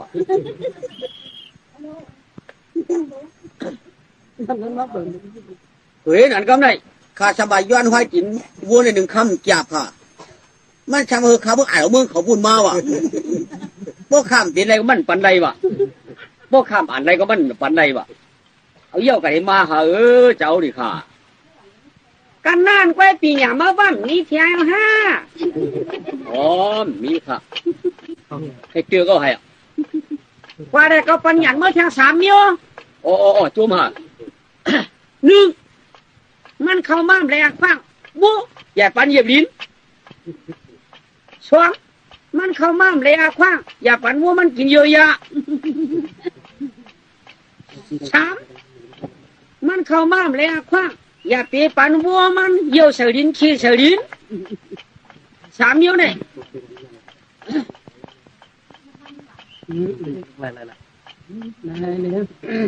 ว่ามันเป็นไรก็เป็นไร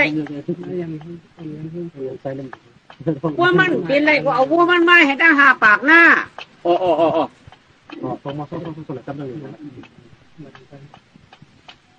ขึ้นกว่าไหมยืนไปอ่ะเฮ้ยขึ้นมาเที่ยวหลาน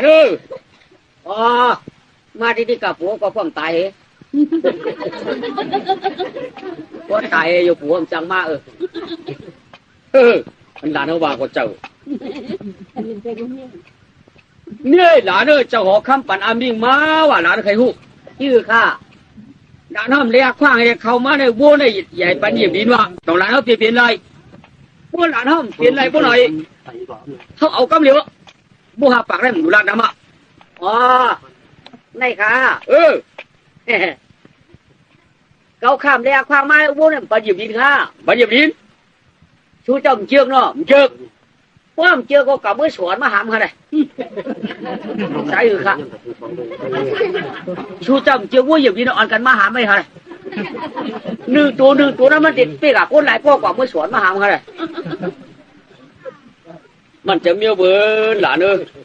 วู้เดี๋ยวพ่อมาหาไปเนี่ยหัวคำเปลี่ยนอะไรอ่ะไม่ได้เปลี่ยนไม่ได้มาตั้งหนึ่งหามไปป้อมตั้งหนึ่งหามไปก็ปันหยิบอย่างนี้หัวก็ป้อมเปลี่ยนหามมันก็เลยปันหยิบดีนึงเนาะปันหยิบดีนึงป้อมเปลี่ยนหามก็ใช่อะในเด็กหลานเขาเปียใหญ่ไปจริงเยอะๆในหลานเขาเดี๋ยวว่าเด็กขายเยอะขายยาววูหลานเขาอ๋อใจค่ะก้อยกับข้าได้ถามปู่เขาปู่เขาคำขึ้นละทำไปขึ้นนาดคาน่ะข้าเด็ดลาดปู่เขาตั้งนาตั้งถามมือเดียวกันข้าเนี่ยใครลาดปู่เขาถามปู่เขากันน่ะว่าหลานเขาได้ว่าเฮ้ไหนข้าเนี่ยปู่พักปักพักเต่าเข้ากับถูดินมันเลี้ยงเตียงถูเตียงหมากเอียกพักน้อยถูน้อยมรดกผักกาดปีผักกาดหมอกปุยอ้อยลูถูโหถูเลื่อนถูยาวเจอในผักหมี่ผักกีเปลี่ยนตั้งกินกล้วยเนื้อปูปูข้ากากินได้ตั้งหัวกินเตี้ยหัวไงตั้งชอบกินเตี้ยชอบไงนั่นเป็นตั้งกินกล้วยไว้กับเยียวยาได้สำเร็จตั้งกินผักปู่เขาน่ารู้กันได้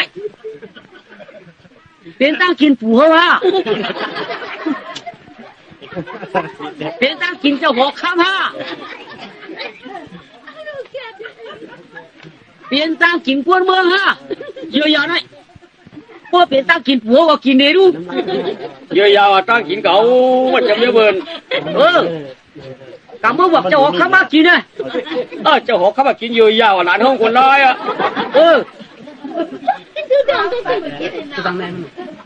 ว่าเป็นตั้งกินก้นเมืองกับเมื่อสวนมากินเนี่ยค่ะเลยก้นเมืองว่ากินเยอะยาเป็นตั้งกินเพลาเยอะยาตั้งกินวัวควายตั้งกินวัวไก่ปั่นวัวไก่กินปูว่าตั้งกินผัวเขากินนะกินหลานว่ากินนี่ละปั่นวัวไก่กินพวกปั่นวัวไก่กินวัวข้าวก็เลยกินเนาะก็เลยกินตั้งกินเขาเลย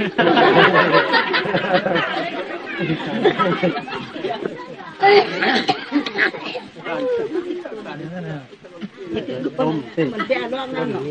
มันต้องเป็นกล้าแหละเราเป็นล็อกในก่อซุ้มหลานเขาเนาะเยอะยาในตั้งกินวัวควายเจ้าพักฉุมิเราให้ได้สวยเป็นตั้งกินก้นนะเจ้าหลานเขาขบกับปันกินเจ้าไว้ก็อยากปันเหยียบดินเลยอยากปันเชี่ยดินเยี่ยวดินอยากปันเชี่ยดินเยี่ยวดินเนี่ยไรเหรอเราจะเป็นไร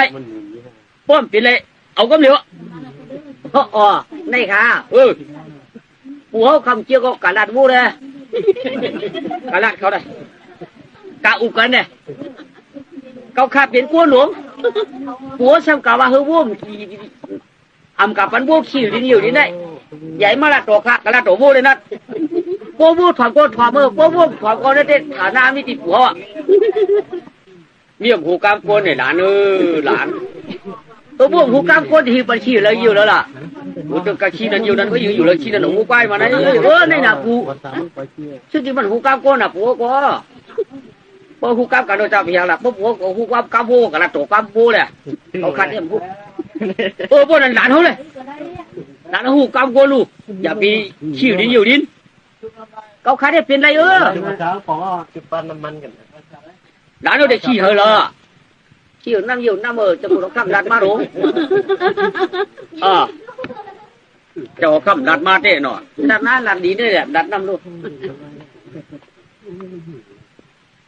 มือก่อนนะหลานบัดเบื่อใครเบื่อก็เมื่อใครมากก็มาไม่ดีเจอปู่เขาอ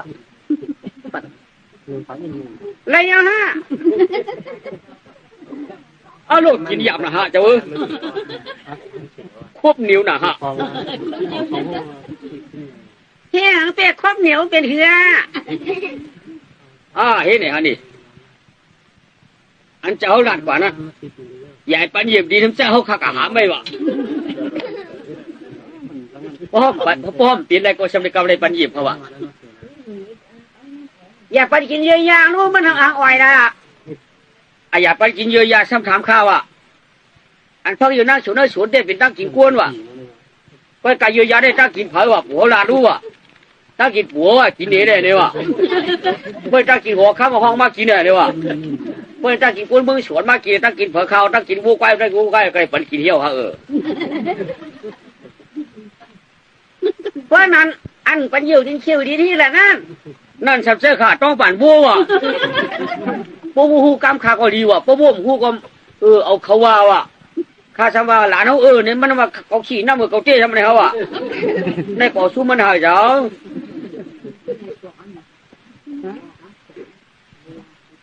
บอกกันตัวรู้บอกว่า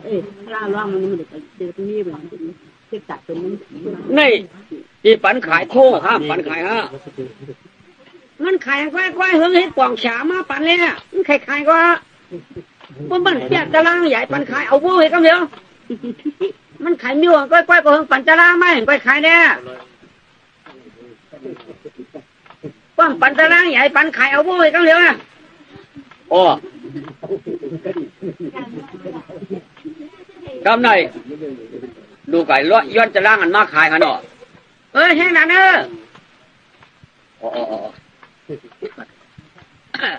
เฮ้ยหลานหลานเอาไข่ก้อย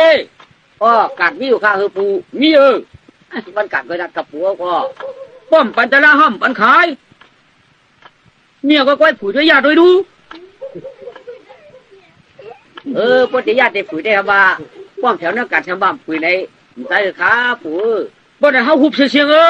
ป้อมปัญจลางก็ป้อมปัญปองช้างก็เขาหุบยิงฮิวเดียวหุบกะละหุบไปกับข้าวซ้ำขึ้นถามผัวของเขาพันเนาะอันบ้านปัญจลางแหลมปัญขายปัญปองช้างแหลมปัญเขากัดได้ต่อใครยันถามผัวค่ะป้าหลังมาในผัวเขากินหยาบดีเหรอผัวเขาเตรียมเชี่ยวพวกมันเฉาเชียนตาสายตั้งเชียนเหรอเปลี่ยนเผยมากกล้ามากขายอะไรปัญจราเห็นก้อยขายเปลี่ยนเสถียรก็เหรอเล่นบ้าปัญจราที่ผัวเขาเห็นก้อยขายอันนั้นชูเจ้าเลยจริงอย่างเองตั้งฮะได้เตรียมเชี่ยวพวกมันเฉาตั้งฮะได้ลาดปืนฮะปืนได้เฮ็ดอ่อนตั้งฮะปืนเฮ็ดปืนเด้ปืนเฮ็ดขาเฮ็ดขาเฮ็ดพวกปืนเฮ็ดขาเฮ็ดเนี่ยหลานมันเหมือนกันเปิดมาก้นหนามือ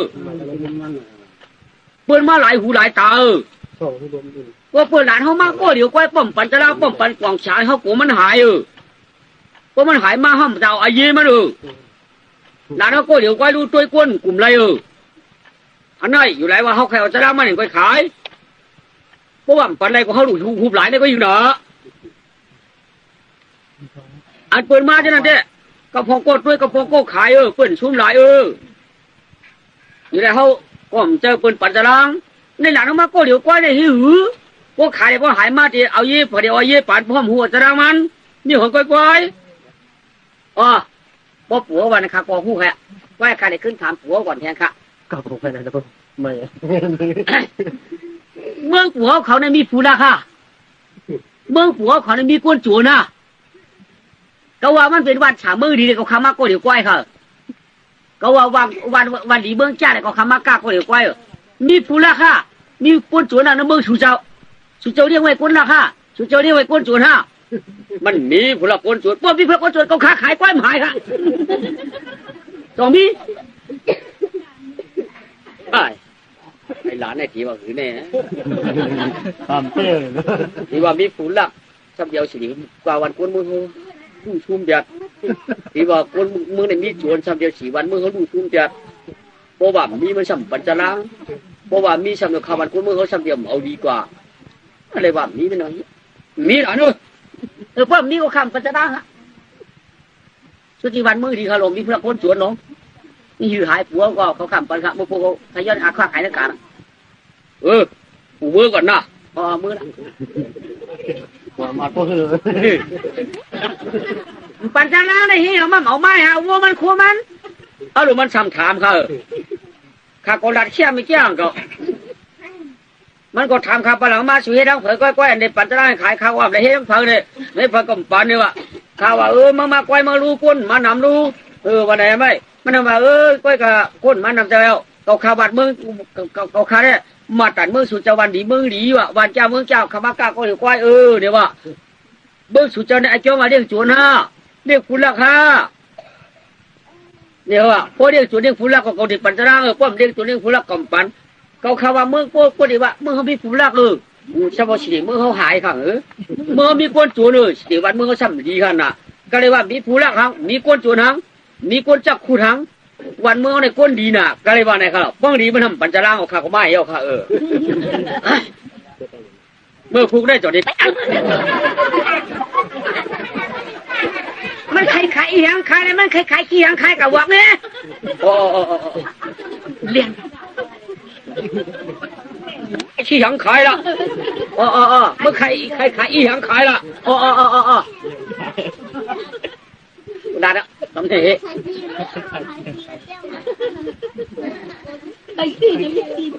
จะบอกคำก็เปิดฝาไม่ออกคู่ขายมีอย่างใกล้ๆเนี่ยยังมาเปิดด้วยยังน่ะ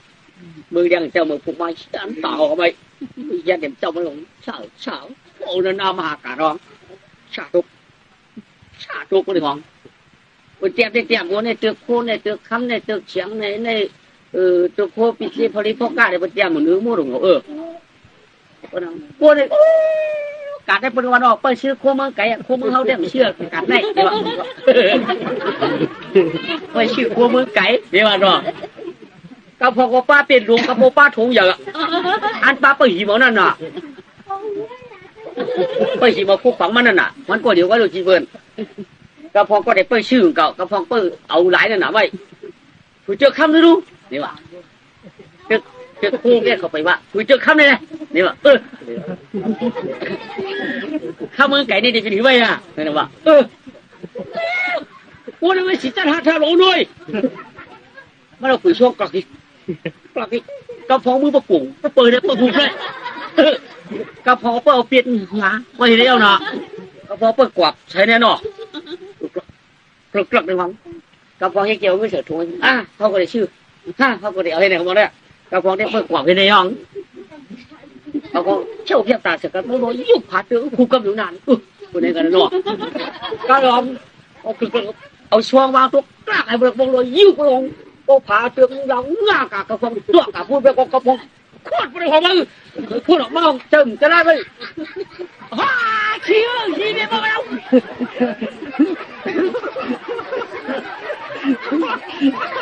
โยเขาบอกเพี้ยนไปแทนมือกันแน่จ่าอยู่เจ้าดอกว่าอีหางเชี่ยมบงเขาซบเขากาไปเมื่อปีตายหมดละเขาตั้งเนอเพี้ยนให้ดูเป็นเขี้ยวมันก็เพี้ยนบ้างเลยตัวเพี้ยนเราตั้งดอกคำยามมัวเลยก็ได้ร่วมเชียงอ่ะมัวเลยหักมายับไปเลยก็ฟังขี้โมได้ตามผู้หลงเชียงละเราเป็นร้อนกับป้าจะไต่คอเชือจะได้เอาเป็นร้อนขี้เลยหรอไม่ดูอากาศอ่ะอาลูโอ้ยอย่างไรก็มีไอ้มาทำเลยเอาขี้ก้นมาขายผูดได้ไงดูเพื่อนกับผูดได้ถ้าเป็นเจ้าขี้ไก่ขี้หมูอ่ะผูดได้ไงดูถ้าเป็นคู่ยอกคู่หยงละลายว่ะผูดได้ไงดูถ้าเป็นผักโมผักบานว่ะผูดได้ดูแล้วผูดได้เป็นใหม่ชิ้นฝังใช่ละลายว่ะกำไรของขี้อามัดก็เหวี่ยงลงมาไม่เนาะเฮ้ยไอ้เลยมั่มลำซากินก้นเมืองเอาเว้ยเมื่อบัดก้นเมืองเขาแจ่มกระเหือโอ้ลองขี้เมืองเขาทำไม่ได้ก็ดูเขาอยากเอาขายมาหมายเขามาหาหนาวอ่ะเขาดูเหี้ยเบี้ยเลยมาหน่อยดูเอาวัวมาไหนตัวมาดูตายในเจ๊จ่าขาจะมาหลวงมือว่ามือชื่อเนี่ยคู่ขาดต่างมาเป็นเงินเป็นข้ามละลายค่ะพอจะเอาข้ามปันขายค่ะเดี๋ยว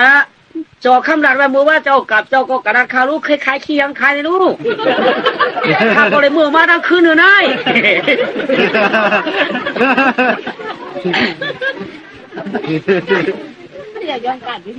พอเจ้าก็คำดัดกับว่าคล้ายๆขี้ยังคายคล้ายๆอียังคายในลูกเขาว่าคล้ายๆเงินคล้ายๆข้ามคายคล้ายๆคู่ก็คายช่างรัดที่ไหนได้ข้าก็คุ้งเงินเอาข้ามเอาคู่ขาย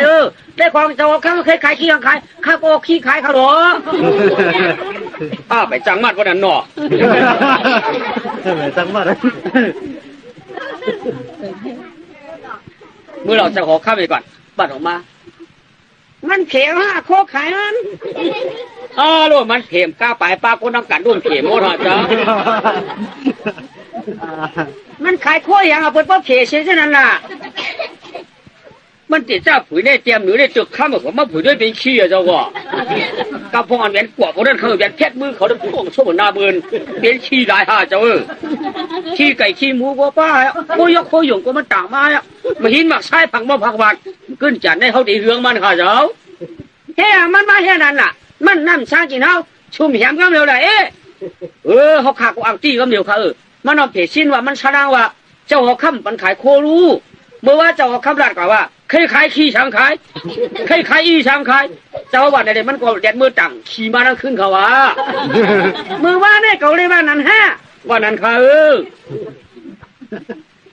ว่าท่านนั้นเนี่ยอยากเย้าไปกระจายก็จะเนี่ยอามิงเขาได้สร้างที่นั่นก็เป็นสร้างด้วยหนึ่งเมื่อไหนเธอมันขายเพราะมันขายมันขาดเมื่อไหน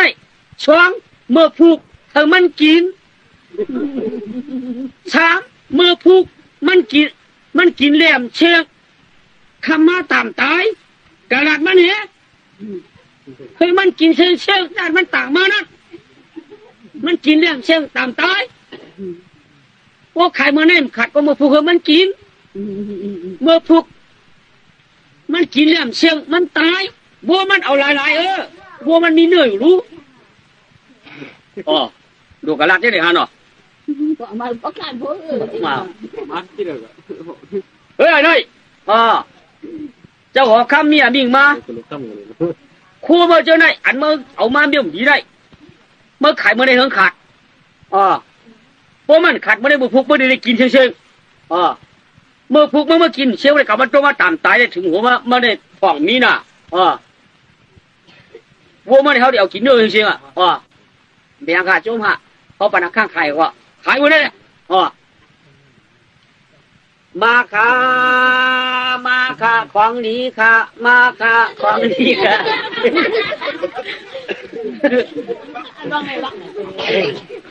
มาค่ะของดีค่ะมาค่ะพอกูหูกูก็มันมาค่ะเมียปอบตัวลุงอ่านนายใจเอาเขามาเอามาชื่อค่ะของดีค่ะฉันมีนายว่ะบัดออกมาเดี๋ยวร้านเราขายของดีอียังเป็นขี้อะไรจะได้ของดีมีเปล่าก็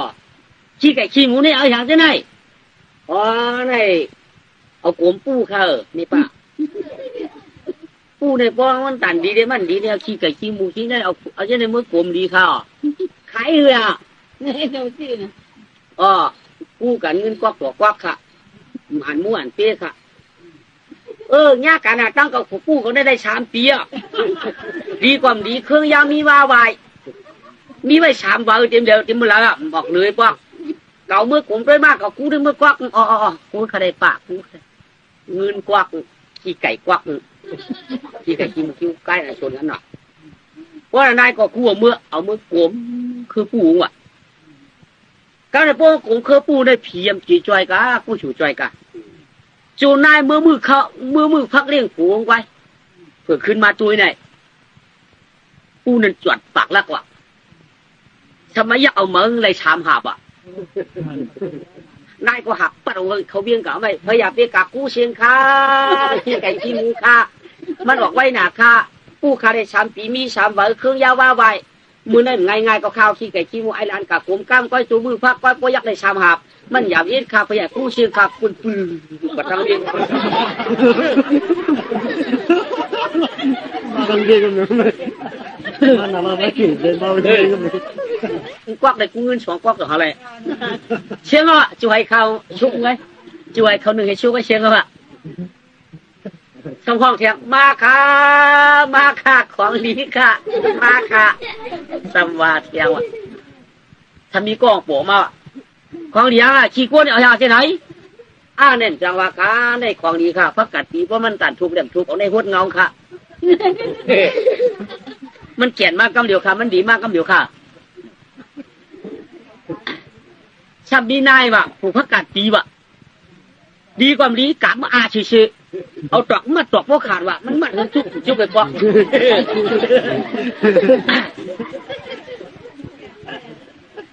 อันไม่รู้สับขายอยู่ละล้านขายมูเกิมาเกิละออนในกูคำค่ะเหลืองต่อเหลืองเอานำนางว่างเก่าขันต่อขันแก้บต่อแก้บค่ะนายสามีคำขันว่ะมากูขี้ไอขันกันเลยเรามาหดได้ละพักกัดก็มันชุนไปปอกหลานใครหูบัวมาบังถูกว่าในออกมาเบิร์นั่นอ้าวที่เราตอกมันก็ขาดออกที่มันเป็นยังก็หูนี่ว่ามาหดได้ค่ะได้เนี่ยนายก็ออกมากันเนี่ยเอามาเตาโดนน้ำเองไหมเอาเตาโดนน้ำเองเอาโคตรเรากับกูเงาไว้โคตรเดียวจูมือกินเขาไว้ผือมาตัวได้ทุกเจ็ดแก๊กมากที่นั่นเราเสียเนื้อปวดเตียกว่ะนักกุกตะกองนายก็เจ็บไปหักช่วยออกขายกันได้ขี้ไอ้นั่นดีนาค่ะพักกัดปีกับเอาคาริพวงงบขึ้นเนี่ยว่ากำลังเป็นเงินเนี่ยกำลังแรงล่างขึ้นนะกะช่วยเจ้าอย่ากะกู้เชียงค่ะอย่ากะกู้เชียงค่ะมันกู้คำเขานั่นมันกู้คำเขากูเจ้าเยังสมปืนลงกว่าเอาคำกะกู้กำลังวังจูให้เขาไว้เชียงหมดเชียงเยาอ่ะก็แล้วที่สุดทำไรมาแข่งค่ะมาแข่งค่ะคืออันดีหนาค่ะสบายเขาปัดออกมาปล่อยงัดไปปล่อยมาขนมกันขึ้นกันเลยนะหรือมาอะไรของปล่อยมาขนมกันขึ้นกันอันเดียนชื่อเป็นคู่ยอกกันได้ชื่อละล้านชื่อยอกขุนยอกเขียนหัวยอกผักกางยอกชินยอกพอมยอกชื่อในสมองอย่างที่ไหน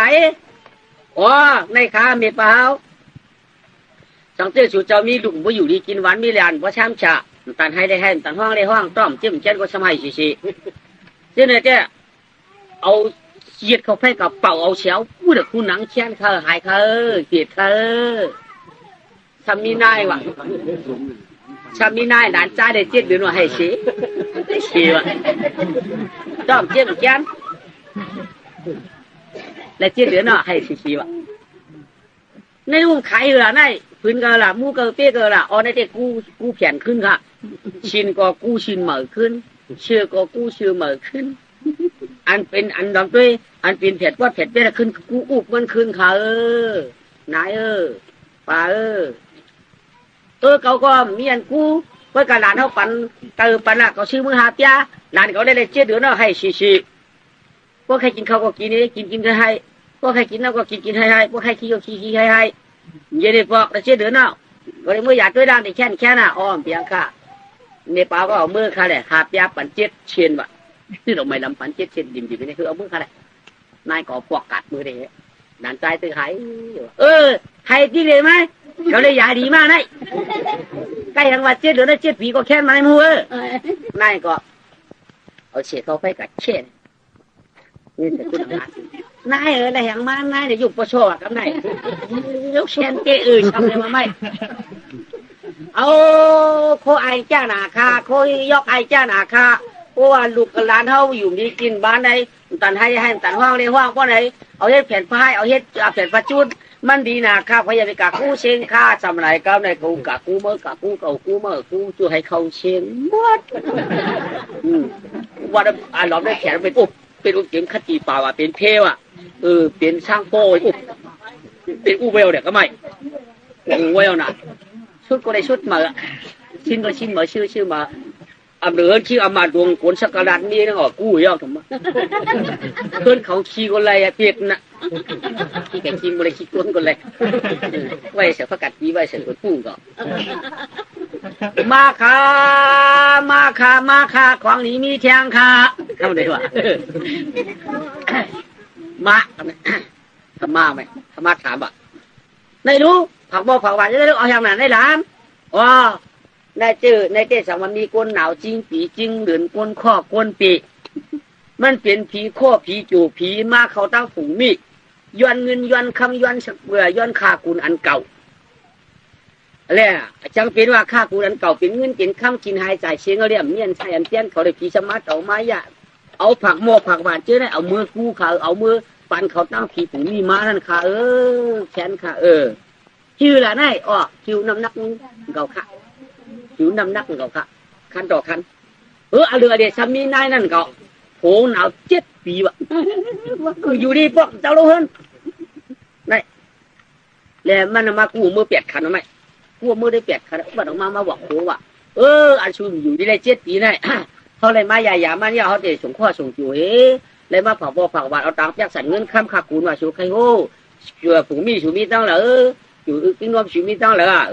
มีตั้งเนี่ยเอาช่วงแล้วมีก็เอากาช่วง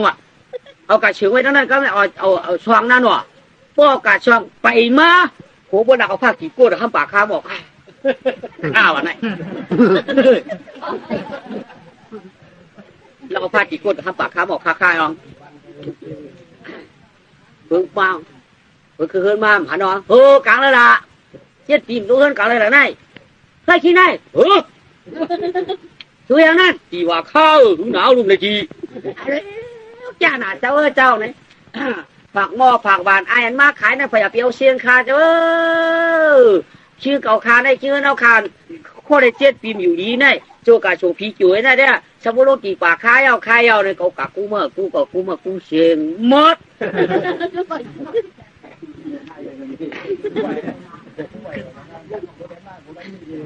กลางวันก็ติดตัวมาค่าควางหลีค่าไปเชียงขึ้นอันนึงค่าป้อมโผมาทำเป็นเสียลุงมันมากว่ะนี่บอกใช่เอาอย่างไรนี่ในเต้สังเกตว่าคือเราเคยเห็นว่ามีชวนหมอกอันเจืองบางหินอันโป้เจืองดินดีนั่นได้สั่งชวนหวานเมเทหวานขึ้นไข่หวานคืมหวานไก่ตัวหวานจ้าก้าหวานปูเท่าจะได้ก็เลย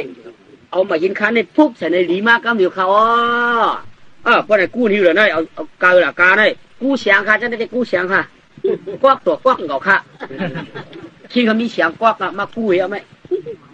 เอามาพุกใส่ชวนหวานมันเอาไหมพุกไปโจมันพุกเลยคืนเฮิร์นเมื่อว่าเผื่อคืนลงมาตัวได้หวานคืนไข่มันก็ไข่หวานเมเทมันก็คืนหวานคือมันก็เบกตูงคืนหวานคืนมันก็คืนหวานวงหลงมันก็ใหญ่มาเฉพาะเป็นยุ่งเป็นคือเนื้อต้นหันก่อนเนื้อต้นหมอกก็หมอกเนื้อต้นหมากก็หมากมาโอ้แก่ตาหน้าขี้คำว่าเจ้าเฉียชวนหวานได้พยายามไปเก่าเชียงข้าวไว้เป็นข้าพองคาริกากูเสียวเป็นกว่าทำไมไม่ขี้เด้อตึกกากูเสียวเป็นอาจจะเป็นเสียงน้ำเป็นหงหับมาเป็นมากูมากูกำเสียงหมดกับมันปวดตัวกับสิงเอาไปมาฮะเสียงเอาไม่ได้หวานแก้วอ่าง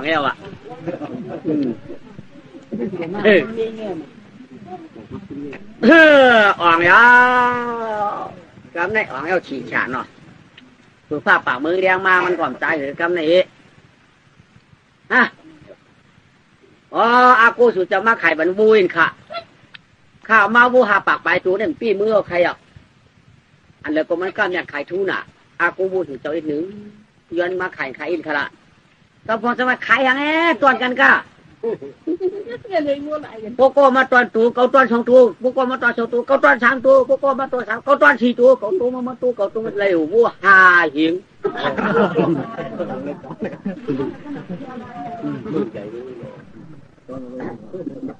ตอนอะไรเลยวัวหาหิงก็ได้วัวหาหิง5 ปะไปตัวนึงว่าวัวมันแค่ต่างเยอะมันมาตั้งกินจ้องตั้งก็ข้ามแรงก็ในย้อนชื่อขมุนเขาว่างสู่เจ้าอันดีอันหวานนั่นข้ามเป็นของป้าพิษป้าคือข้ามมันหยาบหนาเดี๋ยววูนำแต่นายมันใจข้าโบเปลี่ยนข้าเฮียง5 ปากไปตัวนึงได้คุณเอาเฮ็ดตั้งกินตั้งยำมาปั่นมันได้ดูชื่อข้ามดูชื่อตอนข้าตอนมือถึงเย่ผมว่ามีเมียกินก็อย่าบืออย่าต้านไม่อยู่ตะวันตะเมืองก็หึงเปิ้งฉายข้าอย่าลืมมาข้าหน้าก็ตอนเมื่อตอนขมุนเหยียดก่อนพวกคุณกินเหยียดตาผม7 วันวะ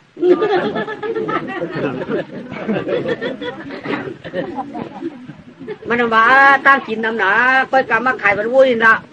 มาขายปันวุ้ยนะตั้งกินน้ำหนาค่ะเขาข้ามปีเสก็เลยมือก็มาตอนที่ไรแทงบู4 ตัวตั้งกินอะไรแต่บู5 ตัว